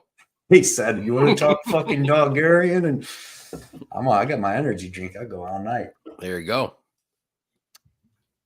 What up, VTech in the building? So what's up, guys? Tricky card. I can see a case for both sides on every fight. Exactly. Wait till you guys break down fucking UFC Atlantic City. That is terrible card to bet. Terrible. I see one bet I really am liking the more the days go on. Is it? You know, we talked about this. Listen, I got to bet, dude. I'm gonna eat some shit. Oh, you're talking about line movement or just in general? No, I'm gonna eat some shit when I post it. They're gonna be like, Atlantic City. Ew, I don't even want to know, to be honest. I only know one bet that I will, and I'm waiting. Hit the like for there we go. Dirty Reg, Matt. Everybody letting us know. See, Dirty Reg and Matt, they want us to keep doing the show. I guess you want to keep doing it, Johnny? Yeah, I guess. All right. Dirty, you want to jump in? Cody said he doesn't want to do it anymore. Doing side jobs now, huh? I'm a whiskey guy, bro. I've been drinking a little bit of a Maker's Mark. I'm a whiskey guy as well. Nights. Dude, listen. When we went out to Lake Tahoe, we ate at Hell's Kitchen, got the tomahawk steak for 2, dude. It was freaking lovely. But I drank a couple of these margaritas. So they were margaritas with some, what's that, Tampico or something? They're like spicy. Tangent, something like that. Yeah, but dude, it was so good. I drank 2 of them. They was dangerous. Then I went and drank some. I had a good time. I don't think I've ever really drank at dinner like that. Like when we went out, I don't think I drank we drank a little bit. You had like a Dr. Pepper. Yeah, I had some whiskey I had a whiskey and a beer right ready. Everybody, and the girls, but I had a little shot. But yeah, man, it was fun because and we were staying at the hotel, so I could just go right out. It was fun, man. We had a great time out there. The road, that's a bad sign. Maybe we need to have a chat about Johnny's. Sure, he keeps it in check. He's good, man. He's good. Love the content. Can't wait for the sequel, Johnny. Scott started all that crap too, man. I won't forget nothing. I'm always watching, not always check. Paku, what is up, man? We appreciate that so much. That's it. Tajin, whatever it is. That's what it's called. Dude, this fight right here, man. It's been on my mind all week. Men's lightweight. Trey Ogden versus Kurt Halal. I'm going to let you start this one off, Yanni. I hope we're on the same page, Cody. Let's see. Ooh, so Ogden, we saw him do he had a good performance against Moda, pretty much domination. Should have won that fight by submission, but the ref was dumb. But he does have good grappling. Striking is a little lackluster. He's not very dangerous. He has 0 knockouts in his career. He's kind of like he's like a jab artist, if you want to say. He doesn't really follow up with any combos or anything like that. But his takedowns are okay. He can be hittable on the feet. He's durable. I mean, that's him in a nutshell. And he got Halal. I like his striking a lot. He's got good striking, good power. He likes to push forward, set a good pace, good 1-2s down the middle, combos, all that good stuff. His takedown defense, though, isn't the greatest, which does worry me a touch. But he does have good submissions off his back. He does get up, and he is durable as well. So, give me Halal to win because he's the better striker, and I do think he's going to be just as dangerous, if not more dangerous, on the mat because Ogden has been submitted 3 times in his career, and Halal has 10 submissions in his career. He knows how to submit people. He did it in his last fight, so I like Halal a lot. I know he's a little older, but Ogden's like 34 or 35 years old too, so it's not really that much of an age difference, but I like Halal on the feet all day, and like I said, there's a theme to this card. Whatever striking I like more, I'm probably going to pick. So give me Halal to win. I'm going to say I said decision in my picks, but I wouldn't be shocked if it's a submission. I really wouldn't be. And I think the odds of Halal by submission is plus 500. I think that's maybe a sneaky look. So throwing out there, I'll say decision though. Yeah. I mean, Halabal's finished 17 of his 20 wins. 10 finisher. submissions, 7 knockouts. So that's some stuff. This is gonna be a good fight. I'm not on the fence about who I like to win. I've just been on the fence about putting a bet in. I have 5 bets already in, 5 bets placed on my Patreon everywhere, but might have 7 this week. I want to because I like these spots, man. I think these lines are messed up. So Trey Ogden, excellent jab. You know who fight the exact same boring ass fighting style, but it's effective. Him and Kyle Nelson fight the exact same. Halal? They hit you with the Trey Ogden. They use a leg kick and they use a jab, and then they'll throw an overhand right here and there. It's mainly jabs. But it works for them because they get guys to fight. Even like Padilla started fighting the slower fight. Zelly. Yeah. But Bahamondes was like, fuck that. I'm just putting hands on you, Ogden. You're going to feel this. Yep. So in this fight, man, like I said, Trey Ogden, meat and potatoes, man. Nice jab, nice leg kick. He's well-rounded. He's got good fight IQ, too. He's a coach, and he's got good fight IQ. He knows when to keep standing. He knows when to take it to the ground. He's got good striking defense. He's pretty big for this division, too, man. Kurt Halal, though, but like Ogden's low output, and he wants to control the fight. But like Kurt Halal is a junkyard dog. He's not going to let you fucking jab him on the outside. Like he'll take your shots to throw a bunch of big heavy shots. He doesn't care if you take him down because he wants to go to the ground too, where he's got excellent submissions. He never stops working. Like, dude, Austin Hubbard, like his thing is like out cardioing and out pacing dudes because he's not very dangerous, but that's how he wins most of his fights, by like out cardio, out pacing, taking your beating and coming back. Well, Halal like pretty much melted him. Even when he got the submission, like he was making fucking just from his strikes coming forward, he was making Austin Hubbard like take sloppy shots and stuff. And that's how he ended up finishing with that submission. He's very dangerous with submissions, and he's dangerous with his hands. He's going to throw so much more volume than Trey Ogden here. And he's going to hit him with the bigger shots, like to me. So I like Halal. I'm going back and forth on the over because Ogden is pretty durable. He's got 3 submission losses, but that's 2 of them's the Thomas Gifford, where he just got hit with the crazy guillotine. But he's never been knocked out, but he also has no knockouts. Yeah. He has some subs too, but I don't see him subbing Halal. Halal has been sub 1 time. He's very durable. He's been sub 1 time, and that was an armbar by Burgos after he dropped Burgos. And he got knocked out 1 time by a crazy uppercut from Hani Barcelos. So, and that was way back in the day. Otherwise, he's freaking tough as shit. I like Halal here. I think he throws way more volume. I think he pushes the pace. I still haven't bet it because it's like, it's going to be a good fight. It ain't going to be total domination one way or the other. So we'll see, man. But I like Halal here a lot. I do not mind a underdog bet on Halal. I will say that. Yeah. Well, I feel a little bit more confident with him as an underdog. There's a lot of underdogs you can bet. Obviously, this card. Everybody's high on this, so let's see. We got everybody in the chat going off about it. Sicky MMA. Sicky does MMA in the building. What up, Sicky, man? He's been killing it. Everybody follow him on X, man. He's been killing it the last couple of weeks. tracking his bets, doing everything. So check him out. He puts out a lot of content. Yes, sir. Off the coast, I like Ogden, but not much big finishing upside here. Decision or something I'm trying to stay away from. All right. Halal got lucky last time. He's old as shit. They're both old though. Halal like 37. Ogden's 34. Almost 35. Like the volume, man. And Ogden's not dangerous. No KOs. Stuff. He's not going to sub Halal. So get that out of your head right now. Ogden's takedown accuracy is impressive. Low for a fighter with 11 subs. True.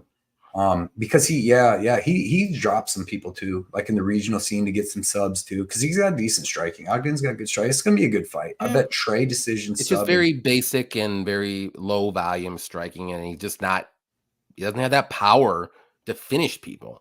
He got to hope you play his game, but I just think that Halal ain't gonna play that. The Zell Huber fight was insane to me, and I was yelling at the TV because Zell Huber is 90 times better than Ogden. And he just didn't throw anything. Zell might be better than Bahamondes too. Oh, Zell Huber's way better than Bahamondes. Not even close. Not even close. No, I've seen enough. I know who's improving and who's staying about where they're at. A lot of people like an Ogden. Shady's on Ogden. Shady got sharp money all the time. I get it. I don't like going against Shady at all. He is going to need those takedowns, and it's only playing into the game. Yep, safe fighter got robbed last time. I'm going Halal round 2 or 3. Let's go. I like that. I like it. Round 2, 3 sub. Halal, he pushes a crazy pace. There's going to be no feeling out nothing. If you watch all of his fights, like he goes junkyard dog mode, man. Let's go, dirty. Sub as well. Let's go. There will be blood. Halal, you missed it. What's that? I missed Dirty's on Halal too. Lined up again. Let's go, Dirty Reg. Halal, you two on dogs. What's this? This is like opposite day.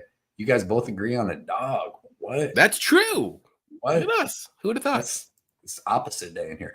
Ogden jab and fight IQ. He does, man. He really does have that. He's got good fight IQ, and that's a very important thing because you've seen that. You've seen Bulgarian wasting energy. You've seen Poppins going right into Poppins more so than Bulgarian. Let's be honest. Here, 5-fight win streak, almost 38. But a dog, we like backing dogs around here. Ogden has to be smart for 15 minutes to win and never get caught, never take a pressure shot, nothing. Perfect. I'm glad you said that because I'm going to say the same exact thing coming up here in a bit. You ain't lying, Bunny Hunter. You ain't lying. Smart fighter, Ogden, but small cage. Yeah. Halal can be taken down. Yeah. But he's good on the ground. He wants to, though.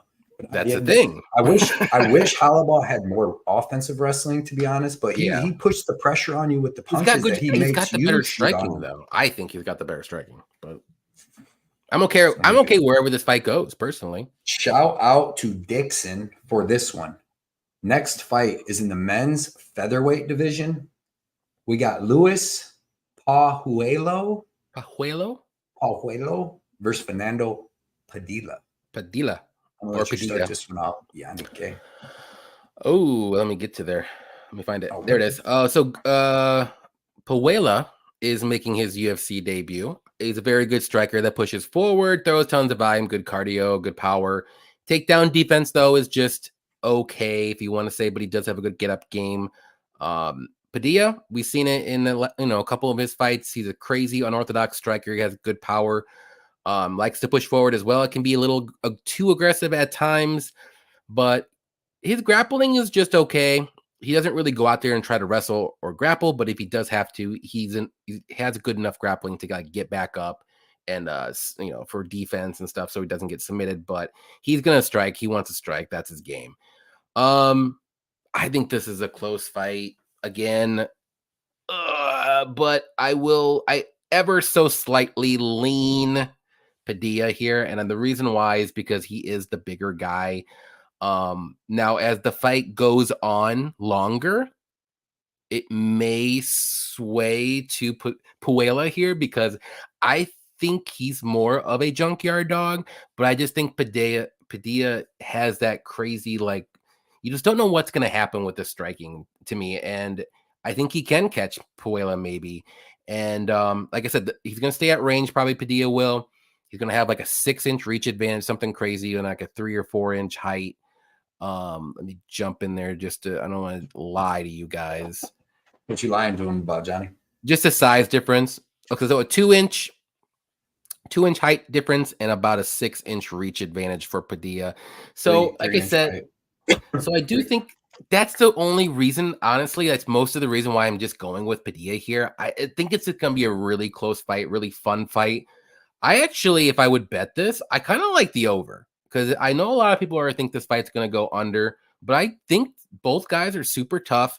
Maybe Padilla slows down a little bit more than Puella does, but I don't know. I think he's durable enough to stay in it for 2.5 rounds. So that would be the bet that I'm looking at instead of picking a side. But man, it's over 1.5. What's over 2.5? Let me look. Sorry. The over 2.5 is -105. So maybe we could split the difference. Fight to start round 3 is -135. I kind of like that. I think that would be my bet if I would play this one. But give me Padilla to win. I'm gonna say by decision because I think both guys are super freaking tough, but it's gonna be a very fun fight. Yeah, I like this fight to go under, to be honest. I know neither guy's ever been finished. I'm just being the contrarian. Yeah, well, contrarian this. Hey, I was right. What's on your shirt? Which shirt you wearing? Bro, I wore the Big Trouble in Little China today to the freaking doctor and stuff. Nice.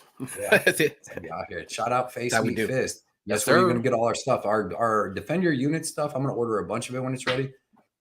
Look how clean these come, and we got our Defend Your Units stuff. It should be getting posted, like uploaded here soon. And yeah, man, we shot that out, and I'm gonna be wearing that stuff. I'm looking clean it up. That's right. But yeah, in this represent our show. Yeah, these dudes never been finished. Either one of them. Padilla, 5 losses, all decision. Puelo,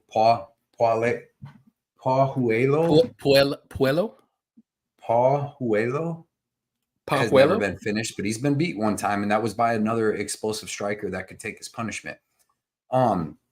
Small cage, both these dudes, if you watch their fights, especially Padilla on the regional scene, he gets in dog fights too. That's how he won most of his fights, man. So both these dudes are dogs. When I say Luis Puelo pushes a crazy pace, like he doesn't care about his safety. He's like Benoit Saint Denis, but just not as good. But that's how he goes, man. He's just in your face, throwing hooks. You've seen on the Contender Series where he was able to beat Robbie Ring with a knee to the body, but that was Robbie Ring. Other than that, he's got real lower level competition that he's fought, but he's got good boxing. He's got pretty good knees in the clinch, and he's got no striking defense. I don't think he cares, though. It's just his style. Then you got Padilla, man. Clean technical striking. Both hands, got good power in both hands. He's got good knees. He's got way more kicks. He's throwing front kicks, a lot more leg kicks. Luis does throw a powerful leg kick. I will say that. But like I said, it's against a lot of lower level guys, and they would just stand there with him with the pace. Padilla, though, man, his striking is smooth. He's got real smooth striking. He's got excellent knees, excellent kicks, front kicks, leg kicks, good submissions. He's finished. Has he finished all of his wins? Maybe he has Padilla. Maybe he's finished has a couple decisions, 2 decisions, but he's finished 13 of his 15 wins with 8 submissions. So he's good standing and he's good on the ground. I don't know if this fight goes to the ground. He doesn't wrestle very well, but there could be a club and sub. There could be anything.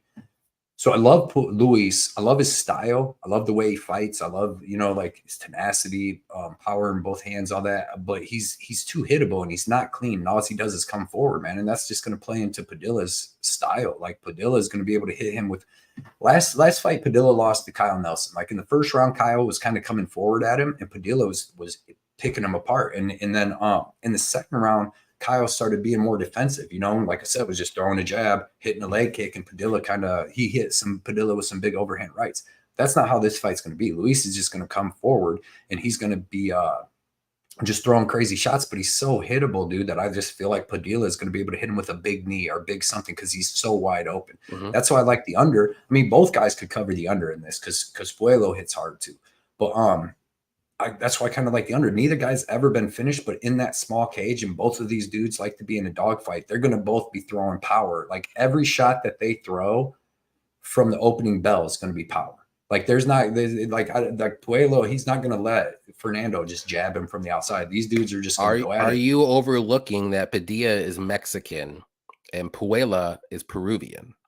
Yeah, but I don't care what these tough as shit, dude. They are, but man, right. I just see power from the opening second, and dude. Oh yeah, I get it. So I'm just want to throw it out there. Yeah, I mean, because I get it. Like usually, you know me, I like a good over. I'll sweat Do it you out. like Who needs a the sauna? do you like the under 2.5? Yeah, yeah, Okay, I because it's do. set at And 1.5.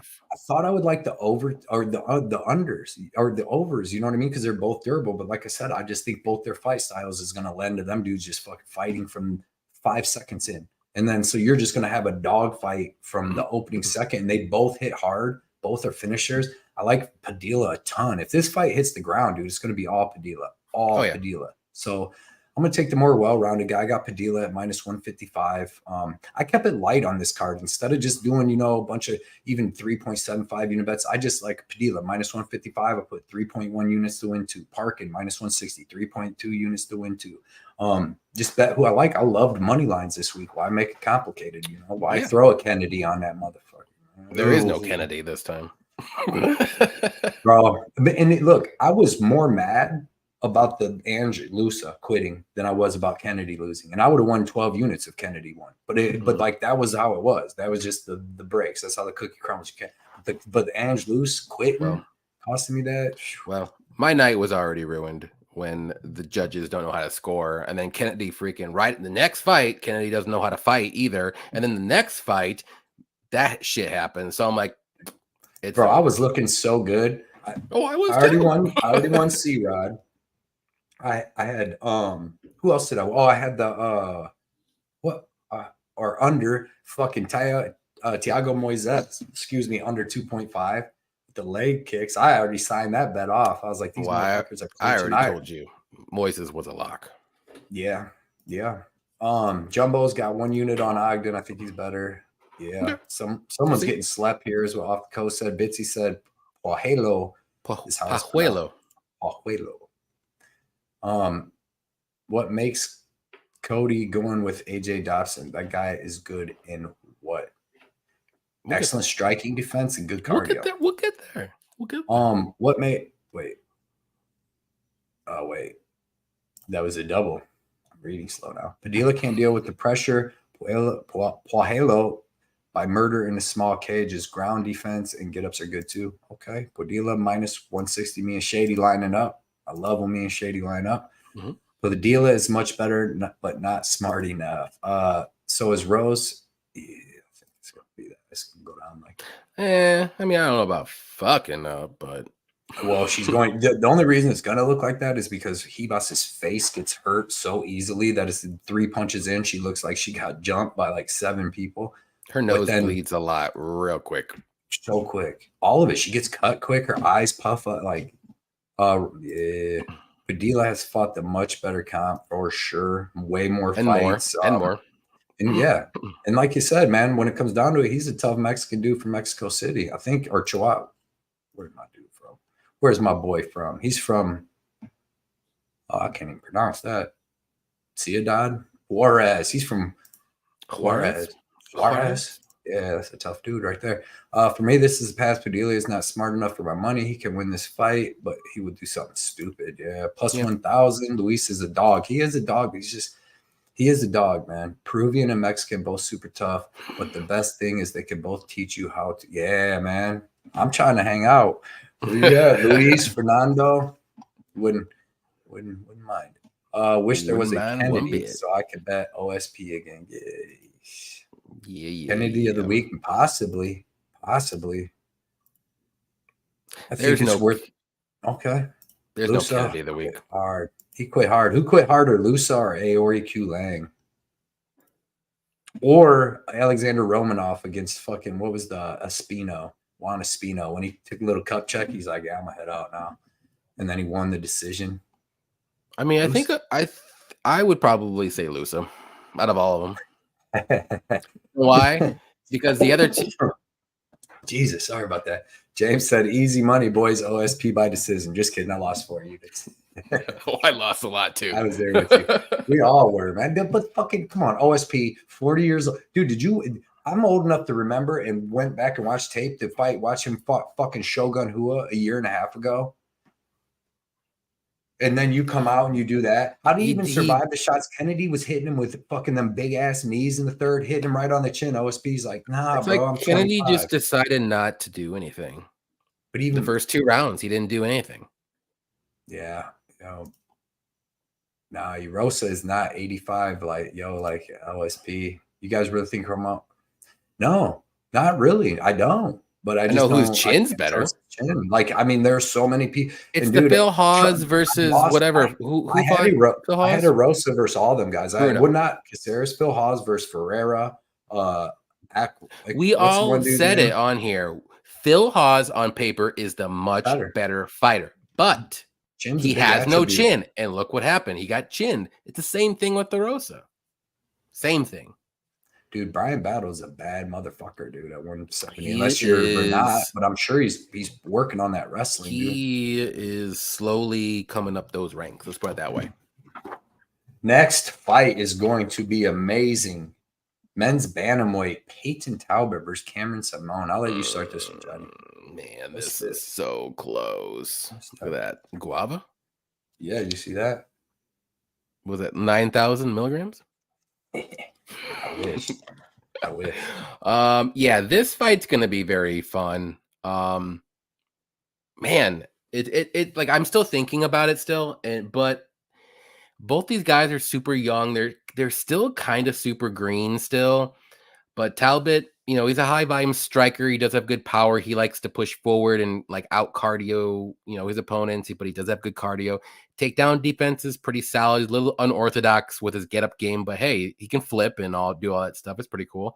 And Saman's well rounded. I would say his striking is pretty, he's more so a striker, but he does have good grappling. His wrestling needs a little bit of improvement. It's hard to take down sometimes, but the big thing with him though, he does leave himself open to counters a lot with it on the feet, but his takedown defense isn't great either, but not that Talbot's going to be shooting for takedowns. He's going to stay on the feet. So it just depends on how you think this fight's going to play out. And I get it from both sides. I just ever so slightly lean Talbot again. I just think he has that like factor where if he's losing a fight, I think he's the one to come back and win rather than Saman. I think if Saman's losing a fight, I don't think he can come back and win this fight. So that's just me, man. He's literally done it like 3 times. Yeah, but this is a different breed, dude. He didn't fight this guy. I'm just saying both of them could do it. You know what I mean? I'm saying I think Talbot in this fight is the one to do it. Let's put it that way. Even if it does happen, I think this is going to be a super close fight. I really do. I like the overs in this fight again. I think this fight's going to decision, and I think it's going to be very close. If Saman had a stronger wrestling game, I probably would pick him. I just don't think he might get a takedown, but I don't think he's going to be able to control him. I think Talbot will get back up, and I think Talbot will throw more volume, and I think he can land better counters on Saman. Not to say that Saman, he's bad or anything, but I've seen Saman get rocked on the feet and counter all the time, especially against Mana Martinez. So, but Talbot's super green. He's fought lower level guys more so than Saman. Not to say Saman's fought really good competition, but maybe Saman's fought a little better competition. But again, you can look at it however you want. We can debate this forever. It's debating on Twitter. This is the people's main event. No bets on this fight other than maybe an over, because that's what's going to happen. And give me Talbot to win by decision. I think it's going to be a very close fight, fun fight. I want to see how both guys, perform. Let's put it that way. Yeah, dude, this is phenomenal. I don't even know why they're making this fight, to be honest. I don't know why either, personally, but it is what it is. Like, they just keep putting Christian Rodriguez and Cameron Simon and these dudes up, all these prospects against each other. And I kind of get it. It's kind of cool because you can do some shit like, say, like, who was it? Uriah Faber. So was it Uriah Faber the first time he fought Dominic Cruz, right? Like, he hit him with the arm bar or something, guillotine right at the end of the first round, kind of like how St. Pierre, Matt Hughes did to St. Pierre, and they fight kind of early in their career, and then like later on they fight again, and then it's a great match. But so I guess there's that. But I mean, them were more like title fights. I remember St. Pierre fought somebody really good coming up too, and ended up fighting later. But yeah, because I mean, these dudes, you could build these kids up really, really good. They kind of did. Simone had a couple easy fights to start. He had Mana Martinez and one little dude, Steven Coslow. Yeah, he'll kick your balls. He don't care. He don't give a shit. You know what I mean? South African dudes don't care about your balls like that, man. They will kick them. So I went back and forth on this fight like I did too, man. Mofo, because you should. Peyton Talbot's good. He's got that good forward pressure. He's throwing tons of volume, kicks, punches, all that, dude. Like, and he's just coming forward, kind of like a Terminator. But that man, he's getting hit the whole time. Like he just takes your punches, right? He's a dude that's kind of losing sometimes, especially to grapplers till he comes back. He's got especially in the first round. Fight on a regional scene with the Christian Ribas. He was losing the first 2 rounds of that. He was just getting freaking out grappled like a mofo, and then he knocks him out in the 3rd round. But the kid's tough, durable, got good cardio, forward pressure, always trying to do something. Really, like his striking is good. And he hasn't even been fighting that long. You know what I mean? He's still young, but not even that. Like, I don't even think he was like a wrestler in high school or none of that stuff. Like, he started fighting a couple years ago or something like that. Cameron Simone, man, he's training with freaking DDP in South Africa. This kid's well-rounded, right? He's throwing punches, kicks with both hands, both legs, lead leg, all that kicks, switching stances, super smooth. He's going to have the experience advantage here. You know, he's been in the UFC way longer, even though he's a little bit younger. But he's super well-rounded, man. He's got that experience. He's got power too. You've seen on the Contender Series, he was down 0-2 to Wang Chung, the one dude he fought on there. Wang. Who? Wang. Fought Wang, bro. But he knocked him out in the 3rd. I think his name is Josh Wang or something like that. Wang with a whubby. With a Wang. You talking about Halbert or Talbot? That's Halibut. No, Cameron Simone. That should be his freaking nickname, the Halibut. Halibut? Not catchy. Yeah, the Josh Wang. I think his name is Josh Wang. Yeah. So he was getting pieced up by Josh Wang Kim. Wang Kim. That's okay. Yes. He's trying to make it something it wasn't, Johnny. So you said Wang though. Yeah, but yeah, man. So but Cameron Simone's been losing in fights too. So it's weird. Both these guys are kind of slow starters. You know what I mean? Like most of the fights. I mean, actually, Talbot started pretty fast in the Cortez fight on the Contender Series. So this is gonna be a really good fight. They're both good fighters, but like I think Simone's more well-rounded. You know what I mean? I think that he's got the grappling advantage here. Not that he might not be able to use it. His wrestling's decent. It's pretty good. And he's got good jiu-jitsu, good scrambles. And then, dude, this like Talbot is so freaking hittable, and that shit works against other people. So when you're fighting Cortez, like wrestlers and Aguiar, but I don't even think that was another grappler. But when you're fighting a dude, Simone can actually crack, man. This dude can put people to sleep. So I just feel like if Talbot's using that same game plan, his only game plan is to come forward, throw a bunch of pressure in that. Like, you're not gonna, like, Simon's tough as shit. You've seen against Rodriguez, he took some big shots. You've seen him take good shots. He's got good cardio. He can come back in the 3rd. So what I think is he's gonna land the bigger shots. And if Peyton Talbot's whole strategy is just to come forward and overpower or put the crazy pressure, Simone's he's not folding up to that. I think he's going to be able to land really big shots. I think he lands some good kicks. I think he doesn't get knocked out by Talbot. I think he mixes in grappling, and I think Cameron Simone can win this fight. I like his experience. I like his well-roundedness, training with DDP. Peyton Talbot trains in like Reno, Nevada. I wasn't seeing, like a ton of UFC fighters out there. You guys hang out? No, I would have, though. He seems cool. I mean, weird, but cool. You know what I mean? But probably smokes, probably has a good time. So, but give me Cameron Simone, man. He's a dog too, and I think he's a little more well-rounded. I think he's going to crack Talbot when Talbot comes forward with his hands down, and I see it going over too. I really don't. These two dudes both seem tough, but I like. Yeah, they both got good cardio. They're both tough, and I think if maybe Simone gets cracked, I think he can try to use that grappling and survive a little bit more. And I really like the overs in this one. So the entry's great point. It's probably going to go to decision. It's going to be a back and forth scrap. Yep. And it probably will be a close decision. He possibly even split. So yep. Yep. You could do losing it early. Yeah. Yeah. Round 1. Yeah. Like C-Rod was losing, but the boy fought his way back in. He's a warrior. He's just a warrior. Yeah. That would be. Please, if Lord of let C-Rod fight somebody who has cardio and a veteran so he can get demolished and everyone can shut the F up about C-Rod. Thank you. Really feel, Johnny. I did. Jesus. I did, and I prayed for it. Johnny, this would be close, but Talbot will edge it. DG. So? Oh, okay. It's gonna be close. Talbot. Shady's on Talbot. There you go, Shady. Talbot minus 140. Yeah, beat that line movement. Talbot is I missed it. That's why I didn't bet it. And even then, I wasn't even that confident at that price. Right there. Terrence Mitchell is not the GOAT, man. That's Ross. That's Shannon Ross. But Terrence Mitchell is sheesh. Yeah. Never thought I would say this, but I identify as African. I'll kick your balls if needed. That's what you got. I mean, sometimes you got to kick a dude in the balls, man. That's just get off me, right in the balls. Here's your balls. My foot, your balls.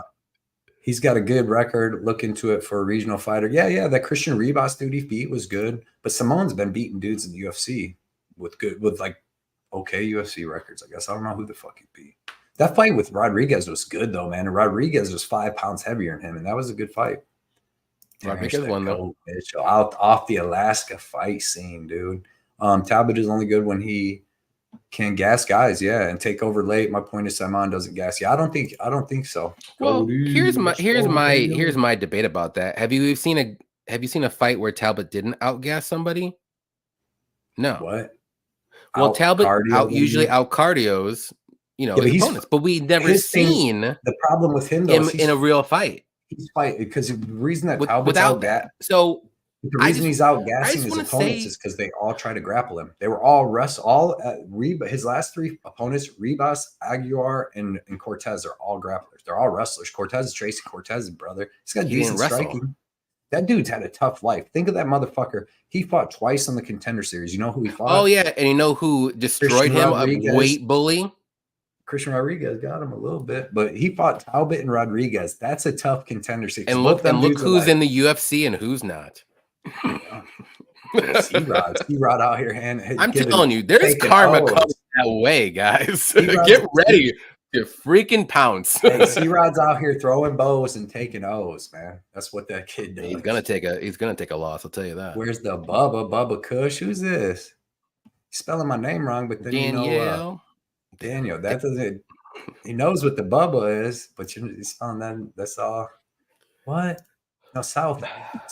Cortez Jr. was sick and on ibuprofen. Yeah, he did. My gut telling me Talbot, Johnny picking Simon because he's whiter. I ain't picking him. You know how he gets down. Talbot, son. Halibut burrito on whole wheat from my favorite Mexican restaurant. That sounds there you go. Good right now. The large halibut talibut. That's what they should call it. Halibut. Your analysis is to put a guy that lost 1 round, so he's gonna lose to a guy that beated nobody and is slow. I'm just like, what round? I don't know who that are. You is that for Johnny or me? Because I hope it's for Johnny. I'm just Johnny's usually for me. It is what it is, man. People can assume and think this way, but you haven't seen it yet. Nobody has. True. Nobody has seen Talbot go 3 rounds and not like whatever, guys. It's cool. Simon is undefeated at 135. Those are the facts. Assume whatever you want. You have your own minds. Yeah. I guess I have a different one. We gotta assume though too that Simon's getting better every single fight. The kid was only like 21 and 20 in all these fights. He's like 22. I mean, you could assume that too. Training with DDP against some of that championship rub. You know what I mean? I don't know how much he trains with. There's just a lot of stuff that we haven't seen. We're literally predicting fights, guys. Yeah. We're not telling you who's gonna win. Facts. Like this is how we are thinking it. Might have something different. Fire. It's all good.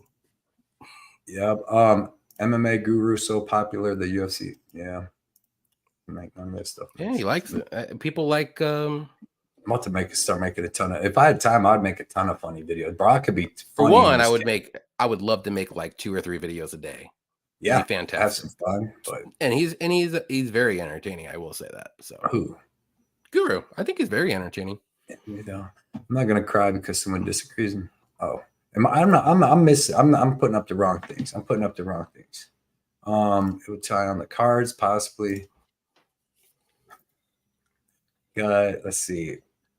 Go with your gut. That's right. Next fight's gonna be 1, 2.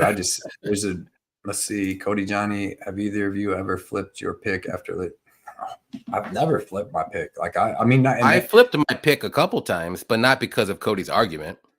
Like because the more that Cody argues, the more that I'm like, I love my freaking bet or pick. Let's go. You should do the opposite. Your brain I have flipped my pick before, and it never works out. I will tell you that. So I'm sticking with my guns. Your danger zone things off, because if I'm telling you all that, your brain should be going, listen to this. That's blood money telling you that. Man, if I listened to you every time, I'd be so in the hole. Wait, what? When we're on separate sides, if I listen to you, come on, man. No, like I said, because like when I make my pick, man, it's not like it's from literally watching so much tape, doing all this, writing everything down, figuring everything out. So then like I mean, if you knew some injury or something like that, maybe, but like, no, because I'm defending my units. I don't know. I've honestly, if something came up during the week and I wouldn't change my pick. I had Tai Tuivasa last week. I didn't even, I found out like later on, like he has meniscus troubles or something. I'm like, oh, he's probably going to lose. I ain't changed my pick though. That's just how I roll. It's what it is. Did we freeze? Oh, are you frozen or am I frozen? You were froze for a second, then my whole screen froze. Probably because we got 509 people here, and my internet thing only has a couple bars. Maybe that's it. But everybody smash the like button. We're about to get to some really good cards, fights. We only got a couple left. Next fight, men's middleweight division, Edmund, the gas tank Shabazian versus AJ Dobson. Who started last? I'll start this one. Yeah. So, you got to have rules in this game of betting, right? You got to have rules. One of your rules should be don't bet people that gas. Because always count on a gasser to gas. Like most of the time it has nothing to do. Like you could go run mountains. You can park your RV next to the gym, run in the mountains. But it's your fight style. It's your fight style, and it's not your It's not your cardiovascular veins and all that system. None of that. It's. I might switch my pick now, actually. So Edmund Shabazian, Edmund's skilled, right? And it's kind of weird to think like the UFC just threw him in the deep end because the kid's only 26, dude. And he was fighting Brunson and them at like 23 years old. But like, he's got good striking, good knees, good punches. Head kick Brad Tavares, like his last decent win, and that was like 5 or 6 years ago. But he's got decent defensive wrestling, decent offensive wrestling, all of that stuff. But like something in his brain and his body make him gas, just like Terrence McKinney and like everybody else. It doesn't make sense. He doesn't go out and just like try to chain wrestle you and do all this and that, but everything he does is explosive. Every movement, every strike he does is full power, good explosion and all that. I know he went to a new camp, and I know people think that he's not going to gas. Like he fought Dolce Lungambula, but Lungambula is not that good. He doesn't push a pace. I know AJ Dobson doesn't push a great pace, but Lungambula has the worst fight IQ you've ever seen in your life. Remember Cody Brundage? He's fucking knocking him out. Brundage is ready to go, and he just goes, here, choke me. That fight should have been stopped, though. Okay. And he's not even that durable either. He doesn't have good striking defense because he's too big to move. But Shabazian, if you go watch that fight, go put that in right now. He comes out, he wins the first round, but it's close. In the second round, he comes out, and you can see he's just real sweaty. Something about, and he's slowing down a little bit. He wasn't even like Lungambula was doing good work in the second round before he got knocked out. And then Shabazian hit him, hurt him, and then put a crazy combo on him. But that's Lungambula, man. That dude gets finished all the time. AJ Dobson, he doesn't push a crazy pace, but he's at stronghold now. And I'm going to assume that they're going to tell him they got good enough. That's Stipe's camp. They got good enough coaches to tell, because he was training down like with Matt, the Immortal, and Coleman and them.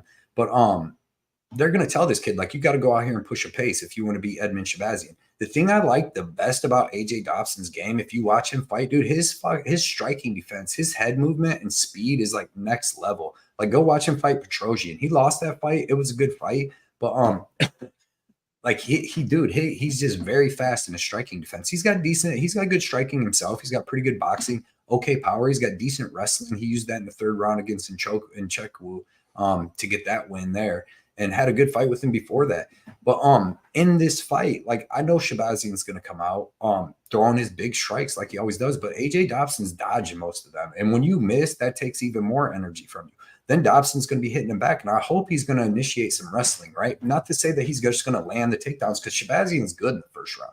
But go watch him fight any fights, and it's not even when he gets melted, because I know he gets melted. He's got melted by people that kind of melt you. He got outgassed by Brunson, which is not a good look. But Brunson can out wrestle you and do that. The fight I'm trying to tell you to look at is go look at Jack Hermanson. You know what I mean? He comes out, he's lighting up Hermanson in the first round. Looks like fucking $1 million baby. Joe Piper. Then he comes out in the second round, dude, and he's complete. There's another one. There's another one. I mean, I've been trying to drop these gasser things forever, but give Joe Piper a little bit of credit. I do give him credit. He's going to be even fucking better too. Like, he's a beast. He'll learn. And that was his first 5-round fight. He survived, and against too early somebody for that was 5 round. Good. It's like, stop jumping these dudes up, man. Let them walk up the ranks. Like, sometimes you got to, people, dude. Yeah, well. Like, to think that, like, I listen to Piper on Joe Rogan. He's like, this is the best matchup in the world for me. What the fuck's good about, like, Hermanson doesn't get knocked out like that though, easy. And then he's are you gonna say the opposite? Man, Hermanson's the worst matchup for me. You know what I mean? He's gonna say all that. Well, he's not an easy matchup for anybody though. Like, even if you go watch Hermanson, but he's not gonna say it's the worst matchup for him. But he should be like, this dude's tough, and I'm gonna have to fight a smart game plan. And he's just like, I'm gonna go out and punch him once, and he's gonna go down, and then I'm next. That's just his personality. I get what you're saying, but I'm just being funny. But so in this, man, like, look, I just can never back Shabazian. I'm never backing a gasser, period. I can't back dudes with no chin. There's a lot of them, you know, there's a lot of different rules, but like, back the junkyard dogs, especially if they're going against anybody that has no cardio. So, dude, I wanted to bet Dobson. I don't know if I'll get around to it, but I just like him because, like, even if Shabazian doesn't go crazy hard in the first round, but he goes hard enough, he slows down in the second. I think Dobson can take over in the second and third. And, dude, if you bet Shabazian and this fight's in the small cage and they start getting into it real good in the first round, even Shabazian hurts Dobson or something, goes in for the finish, whatever, and then they come out in the second round, and after 1 minute, you see Shabazian's body language kind of change. You know what I mean? He's not fucking stalking forward. Now AJ Dobson's coming forward a little bit. Like, you're going to be mad that you bet all that on him, all that chalk on him. So AJ Dobson, I like the over. He's got good striking defense. I don't think he gets knocked out by Shabazian. And then just give me AJ Dobson. I didn't bet it, but I just think that lines. I think Shabazian, he's 1-5 in his last 5 fight, 1-4 in his last 5. I know he's fought super tough people, but it's just the way he loses, man. I don't like it and all that. So give me Dobson by decision. Yeah. I agree with all of what you said. I'll just make it short and sweet because you said a lot. Yeah. Shabazian is going to look amazing in the first round. And can he get a first round knockout? Yes, he definitely can. He's going to be super dangerous in the first round. But after that first round, man, I think Dobson's live. And I think he can even just mix in a takedown here and there, get some ground and pound going. Like, just like, he doesn't really have to do a lot. Like, I just think Shabazian is literally a first round or bust here. And at that minus 180 range, I wouldn't want to touch it. He's just not reliable, like you said, especially after a round and a half. And Dobson, we've seen him go the Nujekwu fight against Tafan. Like, that's a kind of a good comparison. Obviously, I would say Shabazian's a little bit more dangerous early, but Tafan has very good power in his hands, and he played a perfect. If he does that kind of the same game plan at that fight, he's going to win this fight. So he just needs to survive the first round. If he does, I do think he wins this fight by decision. So if you do like Dobson, if you want to take a shot, I would do Dobson by decision. But and maybe, you know, you could hedge it with Shabazian first round knockout, because I think those are going to be the two options here. I don't think Shabazian's winning a decision anytime soon, and I just don't think Dobson has the power to knock out Shabazian, or sub him. But I think he has the tools, the well-roundedness to mix it in, and I don't want to say out cardio him, but I do think he'll be the fresher guy come round 3, especially. So give me Dobson to win. I'm gonna say by decision. I don't have any bets on this fight at all. I just don't trust. You took Dobson too? Yeah. Sheesh. Look at me. Wow. I thought. No, I took him against Tafan. So yeah. I'm going to take him right here. I think it's kind of the same fight. He just needs to worry about the powerful striking in the first round. And if he does, I think he's going to win. That's what he did in the last fight. I don't mind it. I don't mind it. 516 people here, man. Shout out to everybody hanging out with us. We only got two more fights. Here's the co-main event. Ooh. Men's heavyweight division. Carl Williams versus Justin Tafa. Who you got, man? Can I think we forgot a very important fight. And then you might have forgot Q? it. Yep. Dude, I forgot it on my breakdown. I didn't write it in. I was like, wait a minute. We forgot about this because we were kind of. Let's do that one real quick then. Go ahead. Billy Q. You want me to go or you? I'll let you start it. You can start it. I love Billy Q. I love Billy Q in this fight. I'll take him any day of the week, twice on Sunday with this fight. Like Zalal's not a bad guy, like fighter, but like, man, he is not dangerous. Like he's low volume. He's taking this fight on short notice, coming back to the UFC in his second debut. I mean, Billy Q, what's he do? High volume striking, very good grappling, got good submissions, solid wrestling too. Always, not to say that he's gonna, out cardio Zalal, because he does have pretty good cardio, but I mean, who's gonna win the volume? Who's gonna win the ground game if this fight does get to the ground? It's gonna be Billy Q. He's going to land more strikes. I don't think Zalal is going to knock out Billy Q, and that's how you have to stop Billy Q. You saw in the Barboza fight. I don't see Zalal doing that whatsoever. So give me Quarantillo to win. I think he wins this by decision. I wouldn't be shocked if maybe he gets a third round finish like he usually does because he's been doing that from time and time again. But I'm all over Billy Q at this price, and money is coming in on Zalal for whatever reason. Not like I said, not to say that he's a bad fighter, but this is just one coming in on short notice against Billy Q. I don't care who you are, that's just going to be a nightmare. And luckily for Zalal, he does have good cardio, but I mean, Billy Q's minus 130 right now. Billy Q is going to out volume him 3-1 in every round, has the better grappling on the mat. Like, where does Zalal win this fight other than a knockout that he doesn't have in the UFC? He has a knockout on the regional scene, but that's the regional scene. This is Billy Q we're talking about. Billy Q's only been knocked out once. I believe it's only been once. Twice. Or maybe once twice. Back one time in 9 years. 2 times he's been finished twice in and then Barboza fights. Landed a perfect knee. I called that too. Your boy Bet Barboza is a big underdog. Good for you. But give me Billy Q this fight because I love him. Yeah, I'll tell you this. Fight. I'm confident. This is the one I'm like super confident. He's a minus 130 favorite. Yeah, most confident on the card. I like it, dude. Before Barboza hit him with that knee, Billy Q was putting good pressure on Barboza, dude. Hitting him with some good shots. I bet him in that, and then he just hit him with that knee.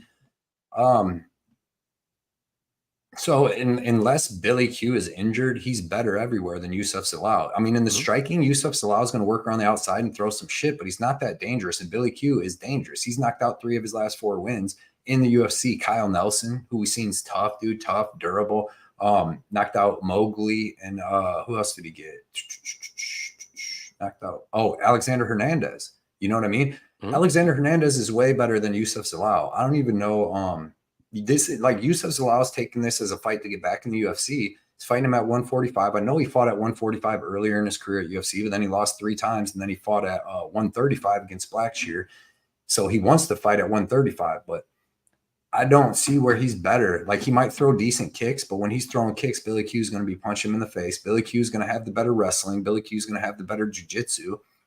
Like, better sub game. Yeah, everything. I like it. It's a short notice fight for Zalal, and like I said, I think he's taking it. This is a tough fight for him, but like, you just take it to get back in the UFC. You know what I mean? I mean, like, I like Zalal's movement and all that. He's got like a decent clinch up against the cage. That's what he used to get the split decision loss against Whitson. Was he just kind of clinched him up again? He's not clinching Billy Q up against the cage like that. Like, to me, Billy Q's gonna have the better wrestling, the better grappling. I mean, the better volume, how does Zalal win? Like, this is a logical question. How does he win this fight? Like, I just think he needs knockout. I think he needs a finish, because I just don't know. Like, if I don't see him just being able to hold Billy Q up against the cage. I don't see him taking Billy Q down. He does, like I said, Zalal's got a decent strike because he's a striker first. He's got decent striking, decent cardio. He's pretty dangerous, you know what I mean? But like I said, Billy Q's durable. Like I know Billy Q's what 35 now, but that's in junkyard dog years. That's not that old. He hasn't took a ton of beatings. Like he fought on the regional scene for a lot of his career, and even in the UFC, the only one he took a beating against really was like Burgos. Chewed his leg up bad, and then Barbosa knocking him out. But other than that, there's a lot of people that he just grappled with a lot. Like, you know, Spike Carlisle. Zalal has 3 finishes. Here's he has what 4 I think knockouts, and 3 of them have just been recently in the regional scene. Yeah, here's what I think. I think Billy Q gets a dominant decision here. I think Yusuf Zalal drops down to 135 and has some success. Like he's not a bad fighter, but like Billy Q is like top 20 in the freaking world at featherweight. And then you got Yusuf Zalal who's like ranked like 300th at featherweight. Like, I don't know. And I know that doesn't fully matter, but like Billy Q should be better everywhere. I mean, he's got more power. Like he's a dog. He's a junkyard dog, dude, that throws tons of volume. Yusuf Zalal doesn't throw a ton of volume at all. Period. I was going to say 2.75 strikes per minute, and his striking accuracy is 31% compared to Billy Q, who's 7.71. Striking accuracy isn't great, but he throws 7.71. Like that's 2.5 times more than Zalal throws. Billy Q ain't injured either, dude.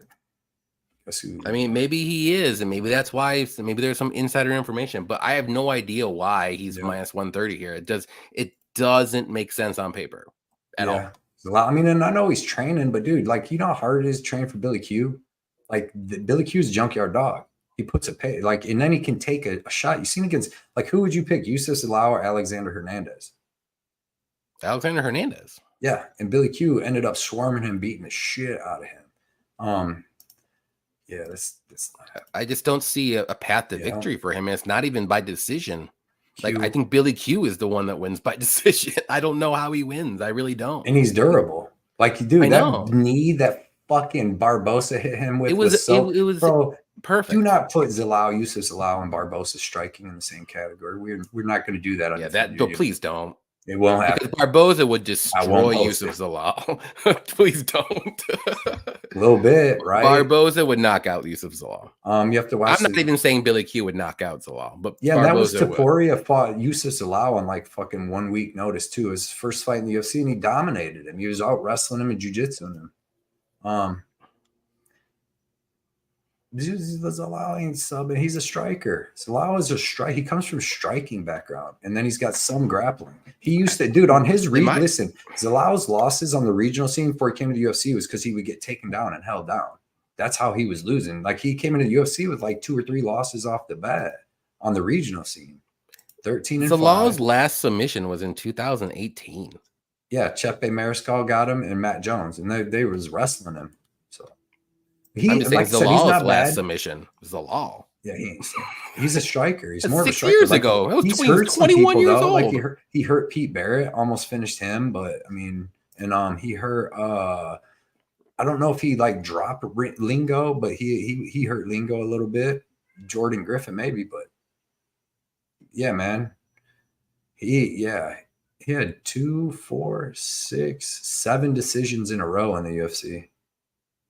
That's wild. 1, 2. It means one thing. He's just not a finisher against top competition. Yep. So it's most likely going to go to decision. I got to see. And this isn't like a UFC debut guy. Billy Q is a veteran for a ton of years. I don't know. I'll die on this hill. I don't know. I don't see it. Now, maybe he'll prove me wrong, but I don't see it now. I'll tell you that. Off the coast, Lau has no output. DG says Taporia was on short. Yeah, it was like 7 days. I'm not meaning lock Taporia. Oh yeah. Jenny, these are all things we said about Morose. Yeah. Oh yeah. Oh, he said no. Jackson did most and not. Yeah, but Jackson's not bad. We can't act like Jackson's not. Jackson's only bad if you can one punch knock him out. Cold. Other than that, he's like 17-3. Like he's got. I'd be interested to see Jackson versus Law because I almost would pick Damon Jackson. Honestly, I almost would. Sean Woodson got him. Like, and this is Law. And Woodson doesn't knock out anybody in the UFC either. Yeah, he didn't knock him out. It was a split, but he just held him up against the cage. It was a boring fight, but yeah. Billy's going to pressure him. He's going to be the one coming forward the whole time. So unless Billy gets knocked out or dropped 2 of the rounds, doesn't do nothing, but he keeps putting that pace and pressure on. He's going to be bigger. I got to assume he's going to be a little thicker. Mm-hmm. Yeah, I don't see it, guys. I'm sorry, but I mean, right. Good luck. Men's heavyweight division: Carl Williams versus Justin Tafa. Quick breakdown because it's not a lot to break down, right? It's either Carl Williams is going to be able to out wrestle Tafa, wear on him, or Tafa is going to knock his fucking head off. Like if they stay on the feet too long, you know what I mean? I'm going with Carl Williams here. The reason being is that you got Tafa coming off a knee injury where he had to pull out of a fight a month ago, right? We don't know anything about his grappling game, but I'm going to assume from all the big Samoan Islander dudes and tied to it and all the Australian dudes like that, that he's not going to have great takedown defense. I don't think them dudes are drilling wrestling like that. You know what I mean? I think they're fucking sparring and punching each other in the face, and then they're getting out wrestled. Nobody's ever tried to take him down. I don't even think Jared Van Dara really tried to take him down, but that wouldn't matter anyways because Jared Van Dara doesn't have good wrestling. Carl Williams is going to be faster. He's got okay striking. He can't take leg kicks. Well, he can take them, but I mean, he can't check them. He can take them. You're right. He can take a punch, but he's not going to take a left hand from Justin Tafa. So, you know, this fight's all bad. There's so many question marks. I don't know about the over under. If Carl Williams wins, it's going over. So if you think Carl Williams wins, bet the under. If you think Justin Tafa wins, bet the over. If you're betting Carl Williams, bet the under if you're betting Tafa, because Carl Williams ain't finishing Tafa in under 1.5 rounds, even if he wrestles him. He's got no jiu-jitsu and really no ground and pound to just finish guys. I don't know how many of his last fights gone to decision, right? So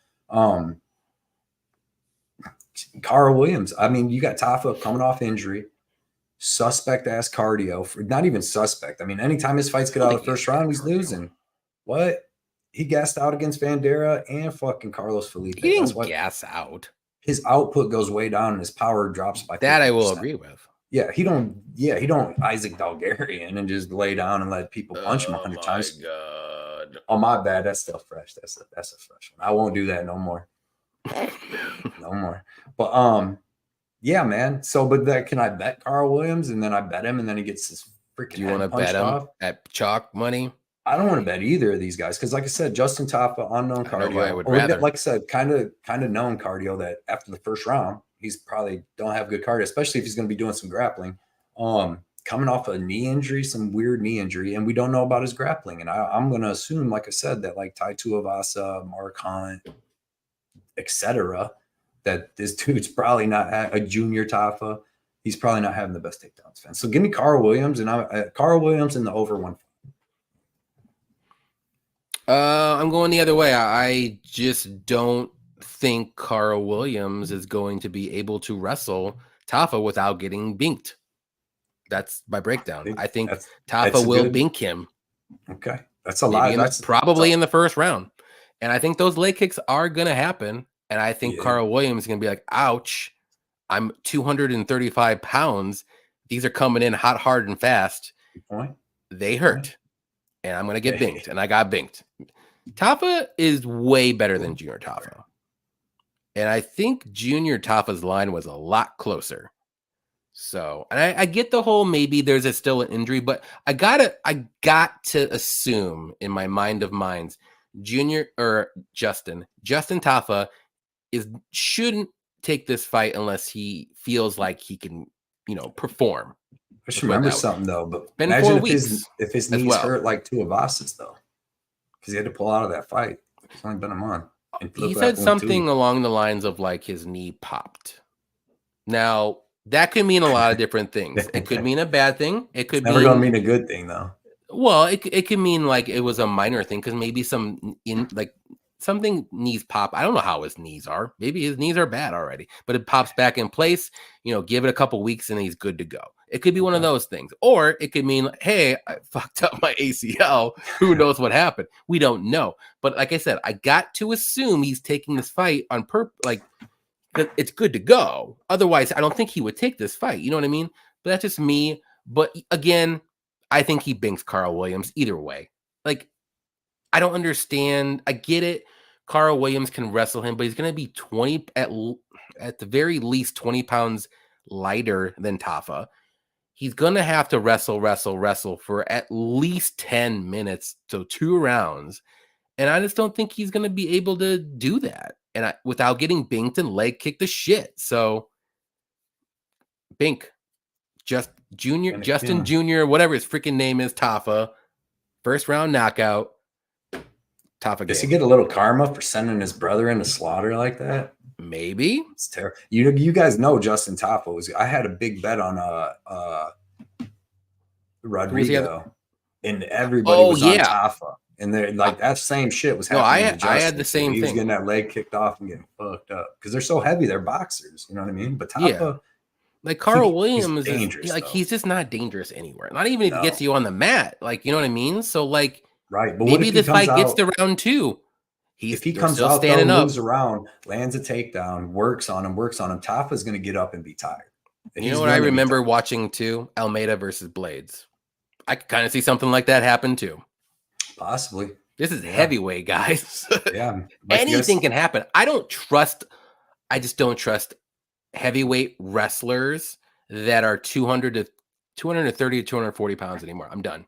Everybody drop your top of the lines if you got them at like plus 215. Look at Kiwi. Plus 170. Because I mean, you got to beat line movement. It should probably be a pick 'em, right? I would. It's either if you want to give Williams a slight advantage or a slight favorite, sure. One guy's going to look minus 500 though, right? One guy's either going to wrestle screw and probably win 14 and a half minutes out of 15, or the other guy's going to just bonk it. Bink. Justin is getting it done. Yeah. Let's go. What's the line on that? Probably like first round? It's probably the same. First round KO is probably a little bit above just his money line. He would definitely be in that set. We just saw Ty come out after the injury and the power wasn't the same. It's still there. He hit Tyboro with that one right to the forehead and he just ate it. Tyboro's like I said, we only can assume what this injury was 4 weeks ago, mind you. When he enough to pull out of a fight though. You know, but it was like, it was like the day before. He probably took this fight like this dude ain't dangerous. I don't need to move around. I just need to hit him once. But like I said, if he starts getting, I don't think he would take this fight unless he thought in his mind of minds that he can win and perform. Like Tafa lock. Paku's got Tafa lock. Let's go, Paku. Okay, let's go. And listen, that's my weirdly confident pick of the week. I didn't bet any of this on DraftKings. Probably play both sides or something. You know what I mean? Because Williams is probably either going to score a bunch on some takedowns, but I can see him catching that uppercut coming in and getting some of that Curtis Blades, Derek Lewis treatment. You know, now, like I said, if Williams was a little bit more dangerous on the feet, maybe he was a little heavier, more muscular. Bro, I would maybe Dirty Red. I lost a bunch of money on that. Yeah. I had Tafa. I watched the tape, and dude, he got knocked out cold by a dude that ain't. I totally get it. I was so sad. He looked so mean too, Tafa, and then he just came out and got knocked out. You have to remember too, like back then when he's losing these fights that he probably shouldn't. He only had like 3 or 4 fights in his career, so I'll give him a little bit of a pass. Not to say it's a good look, but sitting in the middle seat on the plane, his leg fell asleep or something. Jeez. How are they gonna put that motherfucker? How are they gonna put what's his name from fucking Moana in the middle seat? You can't. Right? I don't think he can fit in the seat. He needs to put the guard up, and then he can. Them dudes better have to pay for 2 seats, man. You imagine that he's got to cut to 205 or the heavyweight. Carl Williams or Tafa is going to look exactly like Almeida versus Lewis. 15, yeah, that's what I'm seeing too. People will be booing, but it's at the Apex. It's just going to hear a couple voices, but they'll be booing. Mm-hmm. I had this Tafa beating Marco. Shit, no, I don't know, man. I seen Vandera. I'm old enough to remember Vandera and Carlos Felipe beating Justin Tafa. Well, that's not a good look. Well, another good look is Chase not finishing Chase Sherman. Chase Sherman looking good in that fight a little bit at times. Put a little respect on Chase Sherman's name. He's durable. If anything, he's durable. Sherman on the ground. If you're getting Chase Sherman on the ground, you should submit him. I don't care how terrible. Jake Collier was able to submit him. He put his belly on him. He couldn't move. I don't care. How are you going to do it? Carl Williams couldn't do that. If Carl Williams... Mother's milked him. Dude, that'd have been the best if he did that, but he didn't. So, anyways, Carl Williams, if he doesn't get the submission, this dude's a light heavyweight fighting at Yeah, heavyweight. I agree with you. If Justin Tafa touches him clean, he's going to Carl Williams has realm. never fought a heavyweight with one punch knockout power like Tafa has. Venture Not even close. Says Williams is coming off neck surgery or something like that. One little bink, he's done, guys. Williams I'm telling you, the same takedowns. You're gonna be sweating. Yeah, I'll be sweating too, but at least I'll have a plus money ticket. If Brundage, but you got to go Brundage first round against Bo, right? Got to by and DQ. That's going to be like freaking should be crazy because he's already going to be plus like 2,000 by DQ. Dude's dangerous, but I mean Bo should bow him, but you never know, man. That's true. Probably everyone is injured. Yeah, Tafa does. See, Tafa does have injury plus KO round 1 Tafa. There you go. I mean, I hate doing all that stuff. It could be early second round. Maybe they stand him back up in the second round, and Carl Williams is a little bit gassed, and bink. Yeah. Well, you'd be sweating. Fighters improve. You forget that's not. I know they do, but I mean, wait. So which one? Hold on, Dirty Reg. What we talk? Whose side you on, Dirty Reg? Everyone is injured. Yeah, fighters do improve. I mean, but I don't think like Tai Tuivasa' takedown defense has never improved. Right? We can all agree on that. What? Sorry, I was reading the comments. What'd you say? Jesus, Johnny. I mean, Tai Tuivasa's takedown defense has never improved. Right? No, it's not good. So, and like, I don't know who he trains with. He gets taken down a lot. Well, you would think the people he's trained with most of the time, their takedown defense we haven't seen Tafa get taken down yet. I'm not saying he has amazing takedown defense. I didn't. But if you had to guess, did not come out of his mouth. If you had to guess, though, he trains with Tai. I just think that Carl Williams is a light heavyweight, and he probably cannot continue to keep trying to take down Tafa. He might get him down once early, but I think Tafa is smart and good enough to get back up, and he's going to be hard to take down again. And again, as we saw in the Jailton Almeida fight. How about this? I'll be rooting for Tafa to win because we need him for the heavyweight division. You know what I mean? Like he's at least going to bring some crazy wild fights. is I'll agree with that. Lower class Jailton Almeida. And that's somebody said too. That's not a good look in a heavyweight division. You're going to get binked. He's 34 years old. Yeah. Vandera put on a mask. Yeah. And just in the second round, Tafa just slows down if you can't get you out. All his wins are in the first round, correct? He's only got like 5 of them. The dude's only fucking 7.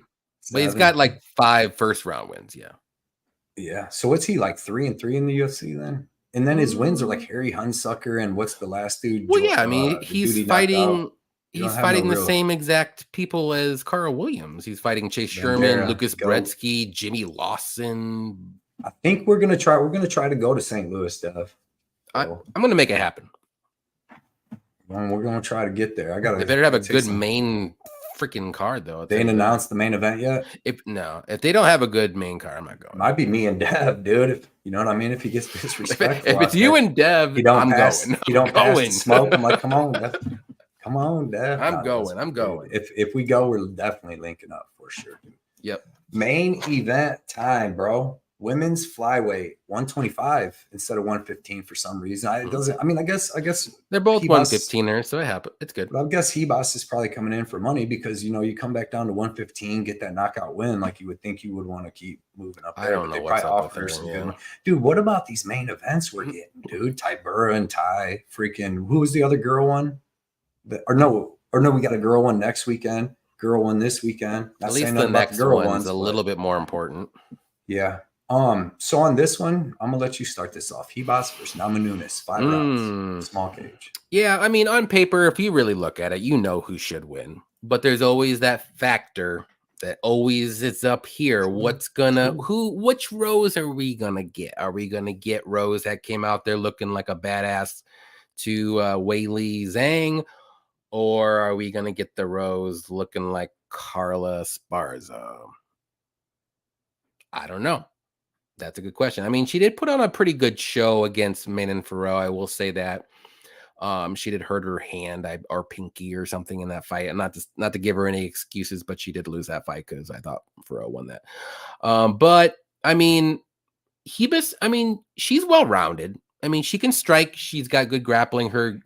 She's more so like a like a judo fighter trying to get those trips and takedowns. She's not really a wrestler, if you want to say, but Namajunas is good on the mat too. I mean, not against Jillian Roberts in a grappling match, but I mean, she is good on the mat.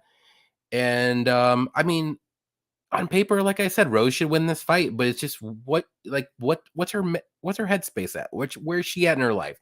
Who's cornering her? Trevor Whitman's not going to be there again. Like this is just that's not good. It's not good. It's not good. That's why I threw it out there. You seen what happened to Mackenzie Dern striking in her last 2 fights ever since she wasn't with Carrillo? It was actually improving against like it was. It's like dog shit. Your coach matters, and then like you're talking, these dudes are like geniuses of coaching. Like Whitman striking is like genius, dude. So like that's good to have in your corner. It is. So in a world, do I think Hebus can win? I do. She's a dog.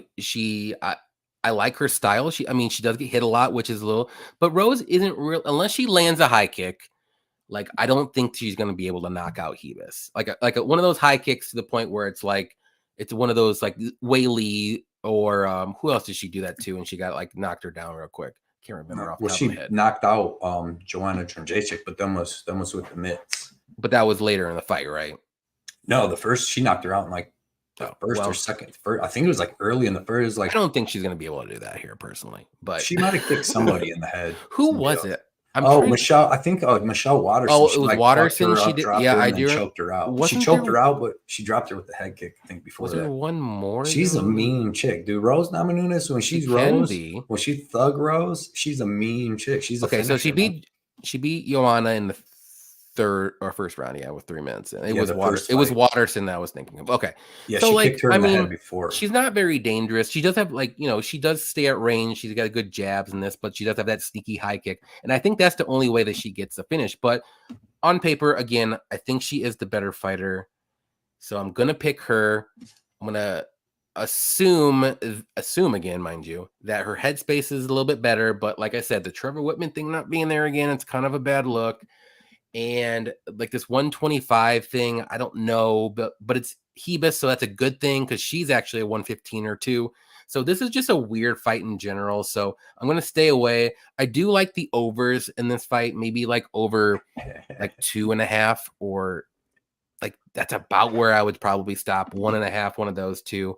Because I do think Rose can get a knockout later in this fight. I mean, maybe Hebus can. Maybe she can take this fight to the mat and get a submission, but she would have to like bully Rose. And I don't know if she'll be able to bully her because they're about the same size. So give me Rose to win. I'm going to say by decision. I do think Hebus survives and doesn't get knocked out at least. I don't think so. I think she might get knocked down, but I think she'll get up again and then she will win this, or not win, but at least survive and lose a decision. So down, but I get up again. Chumbawamba. So give me Rose by decision. But I'm not betting it other than the overs. Yeah, man. I hate saying anything bad about these girls, to be honest. Like I love Amanda Ribas. I like them both. She's got the best personality in the whole UFC game. Like she should be doing I think she might probably somewhere maybe like announce fights or do something, but she's got the best personality in the game, best smile. And Rose, I like her too because she's a dog. She's tough. She's wild. She's tough everywhere. She's got 2 wins over Weili Zhang. That's not easy to do. And 2 wins over Joan Jacek. So Amanda Ribas is well-rounded. Like she's a great fighter, right? She's got excellent takedown defense. She's got excellent takedowns. She's got world-class jiu-jitsu. She's got good striking. She's got good boxing. She's got good spin kicks. You've seen her hit Panero with that spin kick. She's fought girls like Mackenzie Dern and Jandiroba, and she used her wrestling to keep the fight, defensive wrestling to keep the fight standing, beat them standing up. She's got good fight IQ. Like really, really a great fighter, great person. She can't really take a punch. I mean, we got to be honest here. Like she's like even Verna. I bet her against Verna Jandiroba, and she got dropped in the first round and got by Verna. Which Verna's boxing, I just did a bunch of tape study on her. It's not that bad. It's not great, but she throws straight punches with a little bit of pop. But yeah, man. I mean, like you seen Rodriguez put her out, but she's okay. She's a true 125er though. Who, Ribas? No, Verna. Yeah. Hebus is a 115er No. moving up. No, Verna's a 115er. She's still at Is she? I thought she was 125. She only fought she fought Ariujo. She fought Simone or whatever, a Chukagian, and then she fought Never mind. Macy at one time. But severe sucking. Excuse me. So, dude, like I said, great everywhere. She's I don't want to say nothing bad. Like I don't want to say like but okay, like I said, her chin, dude. She's been chin. She even got knocked out by Poliana Viana on the regional scene, but she's been hurt in a lot of fights. And she doesn't wear damage well. She gets punched 3 times, dude, and her eyes swollen over here. Somehow she's got 2 black eyes. This one's puffed up, and you're like, bro, you took 2 jabs. Her nose is bleeding. It doesn't even make sense. So I just think Rose is going to be pretty much better everywhere here. You know what I mean? Like, can you see Ribas really out wrestling her when she landed takedowns on Weili Zhang, had a bunch of control time? Can you see like the durability, dude? Like Rose is durable as shit. She's been in there with Joanna. She's been in there with Weili Zhang. Like the girls in the division that hit the hardest, she's been in there with and took them and then beat them. And when Ribas has been in there with hard punchers, a lot of times she's getting hurt, you know? I think yeah, dude. I think just Rose, like, but then you got the things like I'm not betting this fight. You know, I've been off the women's game for a little bit, but like I don't like the Whitman thing. Like that's a big thing. You know what I mean? Like but like it's not like Rose is gonna forget how to strike. She's been doing this for a long time. Like Mackenzie Dern is still learning to strike, where Rose, you know, she's good everywhere, and she's a fighter. She's a dog, dude. So this is gonna be a good fight. I think. At some point, Rose finishes her though, because like Amanda Ribas brings heat. She's a dog. That's why I like her, dude. She's got everything. I wish she didn't get hurt. Like you know what I mean? Most girls don't get hurt because most girls don't hit the other girls hard enough to hurt them. So you don't usually see girls get knocked out too much unless it's like a war of attrition. But then like Ribas like gets dropped standing a lot. But she's reckless, but she's coming to try to finish you. Like she's a girl junkyard dog. I like all that, but she's going against another girl that's a tough junkyard dog that I think is just going to be a little more durable, a little bit bigger, and like just, you know, a little better experience and the durability in that. So give me Rose Namajunas here. No bet, no nothing. I don't like the Whitman not being there. I don't like, you know, which Rose is going to show up, but for the most part, the Rose that shows up is fucking 90% of the time is the one that beats Weili Zhang twice and beats Joanna twice. So. Maybe I would say like 60. And dude, if you go look at a lot of girls that Namajunas fights, dude, she beats their face up, like high level crazy girls, and she gets them bleeding and beats them up. And she's a dog, dude. She gets you hurt, she's gonna take your back and choke you out. Like she's a finisher for a girl. So Ribas has never been subbed. Yeah, but I mean, she could not, but Rose could knock her out or club and sub her. Like Rose, you've seen her head kicks, punches. You've seen her knock girls out with punches. You've seen her knock girls out with head kicks. I think she might drop her once, but I don't think it's gonna be enough. I don't think she has it in her. And the thing is like Rose is a dog too, like that. And once Ribas, like at first, yeah, they're gonna dance around the outside. They're in a little cage, but they're little people, 5'3". They're like you. So you know they got a little bit of room in there. But once they start going at it, like once Ribas takes a big shot, dude, they're going to start going at it, dude. And once Ribas starts fighting like that, she's either getting hit on the air and like wrestling or trying to already wrestle or panic wrestling and this or that. Like, I think it's just going to take off from there. And I think Rose finishes her at some point in them 5 rounds, man. So give me Rose, man. As long as it's later in the fight, we're good. Yeah, everybody's saying, you know, she needs Trevor. She's done. I agree. I mean, I think it helps a lot, but she's still going to be able to fight. The fight will be 2-2, and Barry will not be coaching. He'll go, just don't let her take you. Dude, that was terrible what he was telling her in that freaking fight against the Spars. And that's a big thing, man. Like you picked Heas, right? No, I picked Rose, but Ribas, like you see at one point the line I do minus 280. And it went back down because people are crazy this card for some reason betting. I don't listen. Billy Q's minus 130, guys. Say Ribas got knocked down or you know finished one time. Rodriguez hit her with a little shot. This would be so much closer. If Ribas had the durability, this would be so much closer. Dude. She's tough, but she just gets knocked down a lot. I'm rooting for Ribas to win, though. You know what I mean?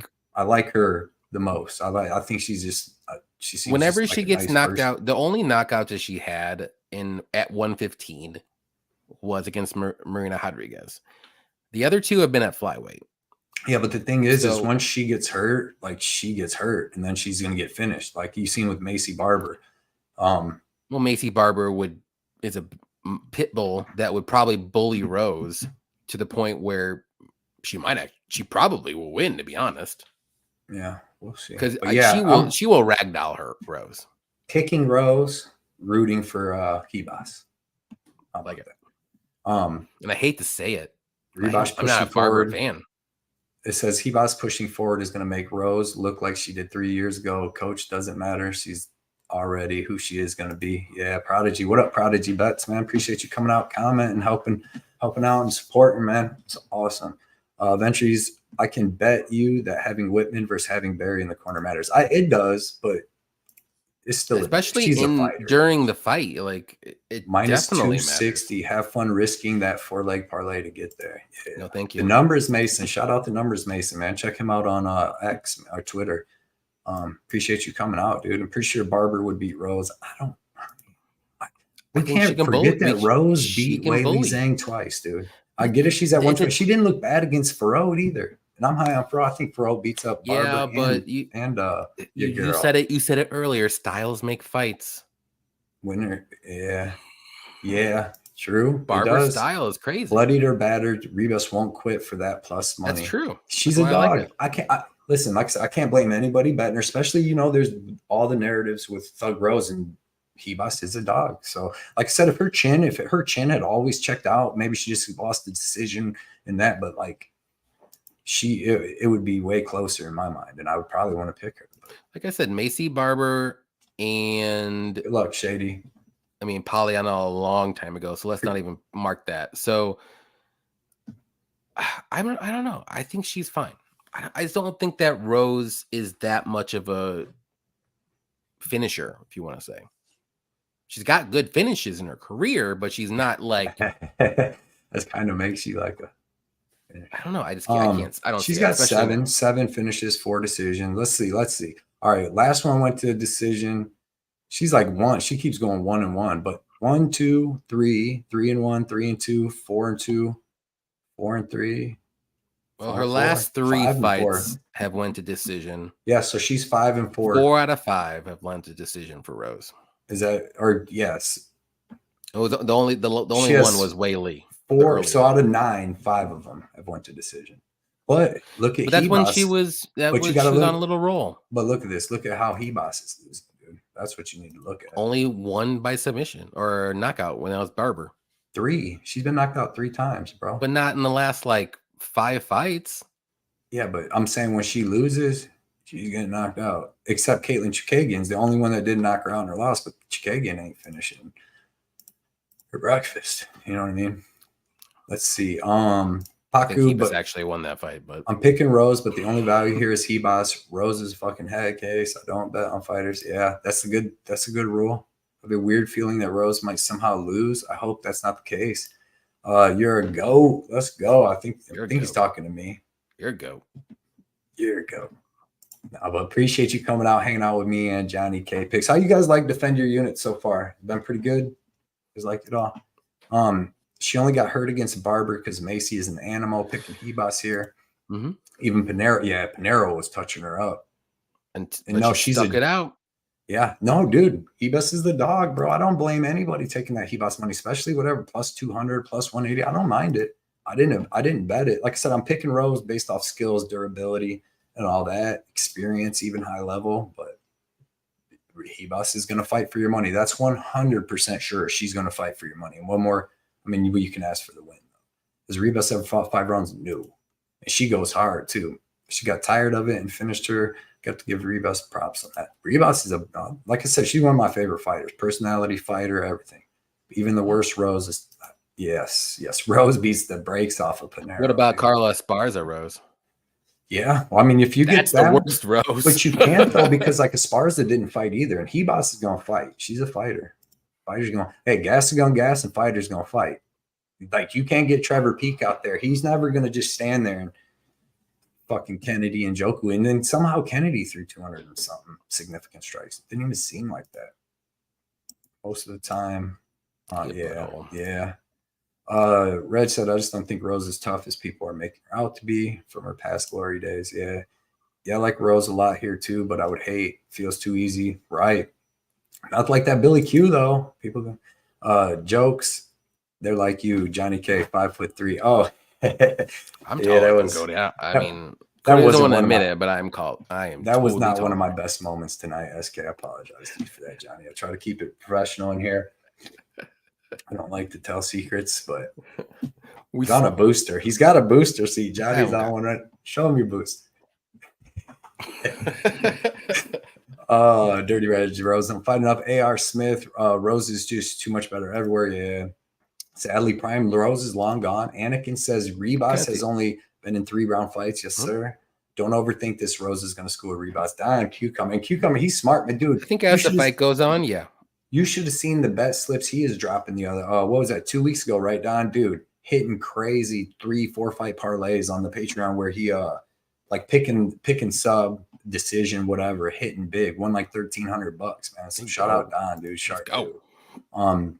Good luck, Bunny Hunter. Good luck, man. Thanks for hitting that like button for us as you always do and telling people, reminding people. He gets aggressive sometimes. I don't mind it. I don't mind it. But shout out Bunny Hunter, always coming out the whole show for 2.5 years. Whitman will not. Yeah, you know, nope. Hebas wins official. By Pat Berry game planning. Okay. Jokes. Oh, did I go backwards? I think you went backwards. I had to get to that one too. Yeah. I would put it up. Oh, shoot. That is But yeah, man. Ventures or yeah, where did that comment go? Somehow I skipped on. Or I heard John's. That too, Crystal. Did I free up? I think she could. Let's see. All right. Rose just KO'd Wei Lee, and Joanna Ribas is good enough to receive the same treatment. I hope not, though, to be honest. People way overreacting to Rose being a head. Dude, she fought tough against Manon Farrow, and I'm high on Manon Farrow. I mean, she might be next. I think she's next. She might be next, man. But who, Farrow? Farrow's a beast, dude. She's big too. If that was a 5-round fight, yeah. Great show. Thank you, Dirty Reg. That's what we like to hear, though. A little positive reinforcement, man. Makes the time's worth it. Daz laughing. Kennedy losing to OSP was hilarious. It was not funny. Had to live bet OSP at +200 after round 1 since the judges. Yeah, you ain't lying, SK. DG, anyways, Ribas and Rose fighting in that weight class, both not beating Grasso, Valentina, Blanchfield. Yeah, true that. True. How the tides have turned on Macy Barber. She was like, everybody was fading her. Bro, I don't understand because I bet her against Andrea Lee and Andrea Lee beat her.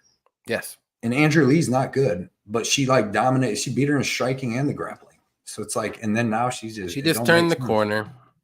But I do think there could be a couple people that could beat her. There you go. Funny thing is Pat Berry actually, yeah.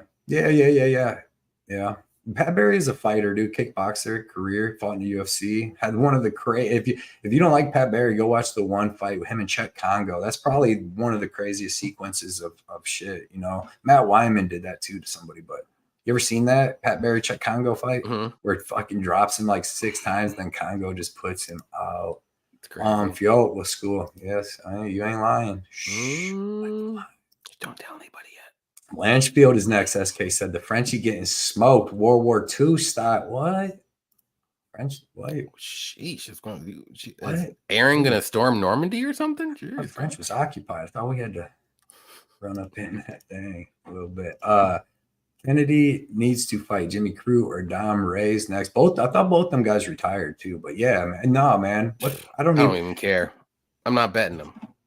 Dude, but how did OSP take? He did take big shots in the 3rd round. Like knees to the body, punches to the face that he wasn't taking. Dude, Felipe Lins punched him twice. He goes, yeah, I'm going to fucking head out now. But then the Kennedy comes.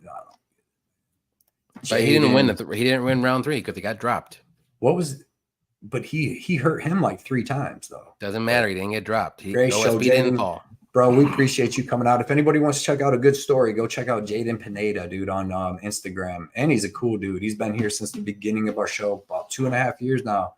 We got 575 people watching live, dude. We appreciate every one of you guys, seriously, for hanging out with us and talking. I know our shows go long, but For anybody new, like we put out our individual breakdowns where we're like to the point. You're getting all your stats, all your that. There ain't many jokes, but you're getting what you need to bet. But then when you come here, boom, no jokes in mine. It's all serious. Yeah, but when you come here, it's all jokes, talking with the people. So it takes a while to get to the fights and stuff, but like it's more about talking with you guys because this is it's the hangout. So that's why we appreciate everybody coming out, commenting. Otherwise, we would just be sitting here and I'd just be letting Johnny know why he's going to lose. I don't want to talk. I don't want to talk to Cody for 3 hours. It's gross. No, hell no. No, you ever seen that 2 Chainz where he's like, no, hell no. He's like when a beaver sees a flowing body of water, he's like, oh, hell no. Those who can't do teach. Barry is a good fighter, but a bad corner. There you go. I recommend everyone watch Stefan Struve at Pat. Yeah, that was crazy too. Exactly that. Yep. Rose would not beat Luliana Pinero. Whoa. What up, yo? My name is Deshaun. We appreciate you coming out. He said, is it a 3-round fight or 5? Yeah. It may be close in 3, but not 5. Yeah. Dude, we sat right next to fucking Kennedy's family in Nashville when he got knocked out. Remember that? They were sitting right in front of us as like maybe his 2 brothers, something. Yep. But it was like some relatives. Yeah, they was like, oh no. And we were too. I didn't have a bet on it, but Johnny did. Johnny K did. Sometimes I think I had the over. I had the over. That's what it was. Listen, here's our dude Derek. Damn, you guys are still on. That's awesome. What I missed. You missed a lot, man. You missed a lot. A lot. We definitely 3 hours in. We got more cardio than Dog Aaron. That was it. That was the last one. Come on, man. Because after 2 hours, he's. But no, I actually, dude. Like I said, I've been talking shit. But shout out to Dog Aaron because he is a savage and he's going to be a beast. He's still young and he's fucking good. So yeah. But he's gonna win a lot of fights, tell you that. Listen, Toilet Face, Jumbo Loco off the coast, being here all night with us, dude. We have to get off the coast on a show for sure if you want to hang out on a Friday show. SK, DG, MMA, Ricky, Ventries MMA, 23 MMA is what he goes by. Donnie, who we have John Newquest for the dono, dude. We really appreciate you. Yes, sir. Jaden Pineda was here tonight hanging out. Yo mama.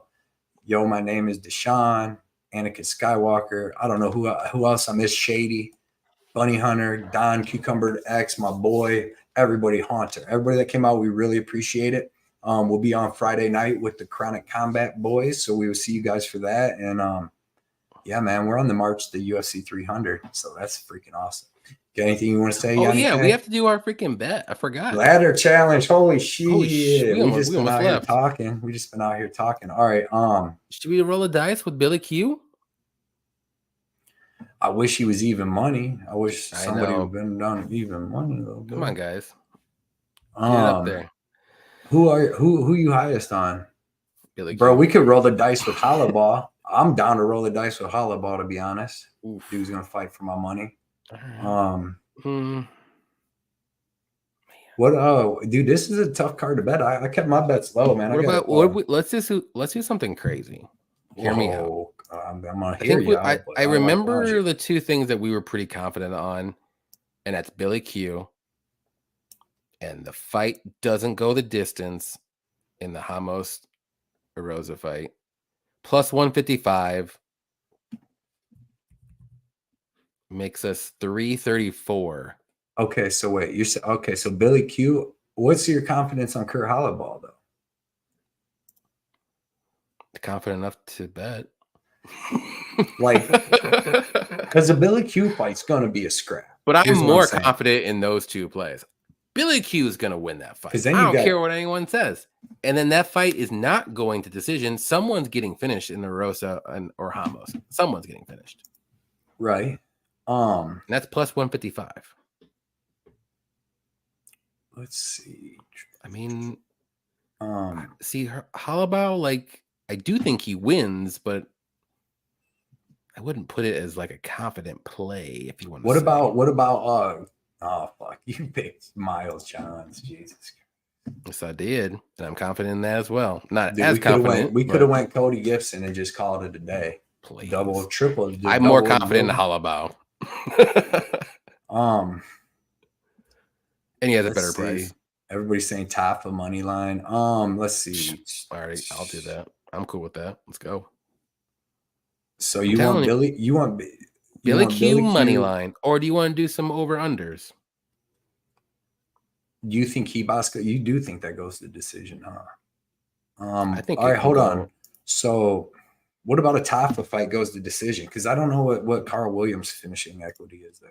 I'm like not saying that fight goes. We could go Talbot, Simone. I like the over in that one. We could do that. Over 2.5 is minus 205 or 185, 180, depending on which book. I see minus 200. You could get the over 1.5. I really do like the over 2.5 in that one. What else? What was the other one?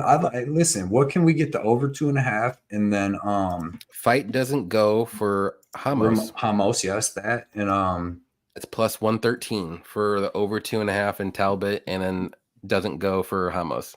Let's get it. I like that. You like that? Or do you want to do something a little safer? Fight starts round 3. For which one? In the Simone fight? Can we get that? Can we get to even money? Let's see. Can everybody do that bet on a lot of props? Because we got to make sure. 104. Well, okay, it's minus 104. That might be a hard one for a lot of people to get. I know. DraftKings only does that. Let's do that 2.5. Let's do the 2.5 because most people is going to be able to get that, and then let's do that. Fight doesn't go. I like that. That's a money shot. You know, you good? I'm good with that. I love it. MMA Ricky likes it. He's one of the sharpest dudes in the games. Rags to riches. What up? He said Tafa. He can't. That's tough. Over Billy Q, over 2.5 is a lock. I like that. That's minus 270. I think I tried doing that. Miles Johns on 2 weeks. MMA Ricky ain't lying. He's seeing the same things. I'm seeing. Kurt has been looking good. Yeah, he had, bro. Look. I picked Austin Hubbard in that fight. Shout out to 138 MMA because he was all over Halal in that one. I know that, and I liked in the dude. He held up, dude. He's tough as shit, man. He pushed the pace. All right, this is what we got. A sharp dude. Put it up there. MMA Ricky Sharp. Put it up there. There you go. Put what up? Oh, that. Don't yell at me, Jen. All right, the bet doesn't go to decision.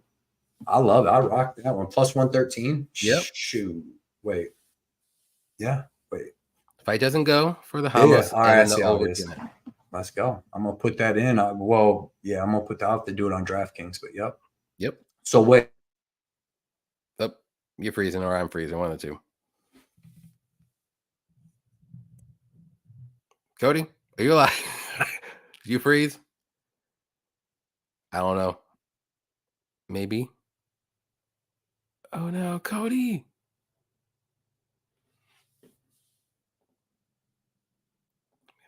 Let me see. I think I'm frozen.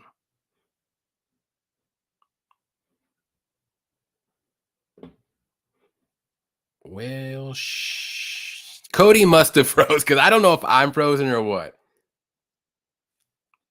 I don't know if you can hear me. Type in the chat if you can hear me or if Cody is frozen. I have no idea who's frozen and who's not. And he's gone. Okay. Well, guys, I think it was Cody. I guess I'm here alone. So take care. We'll see you Friday night. And that's the bet right there. If you want to do the challenge with us for bet 3. That's all we got for you. Take care. Have fun. Cody sucks.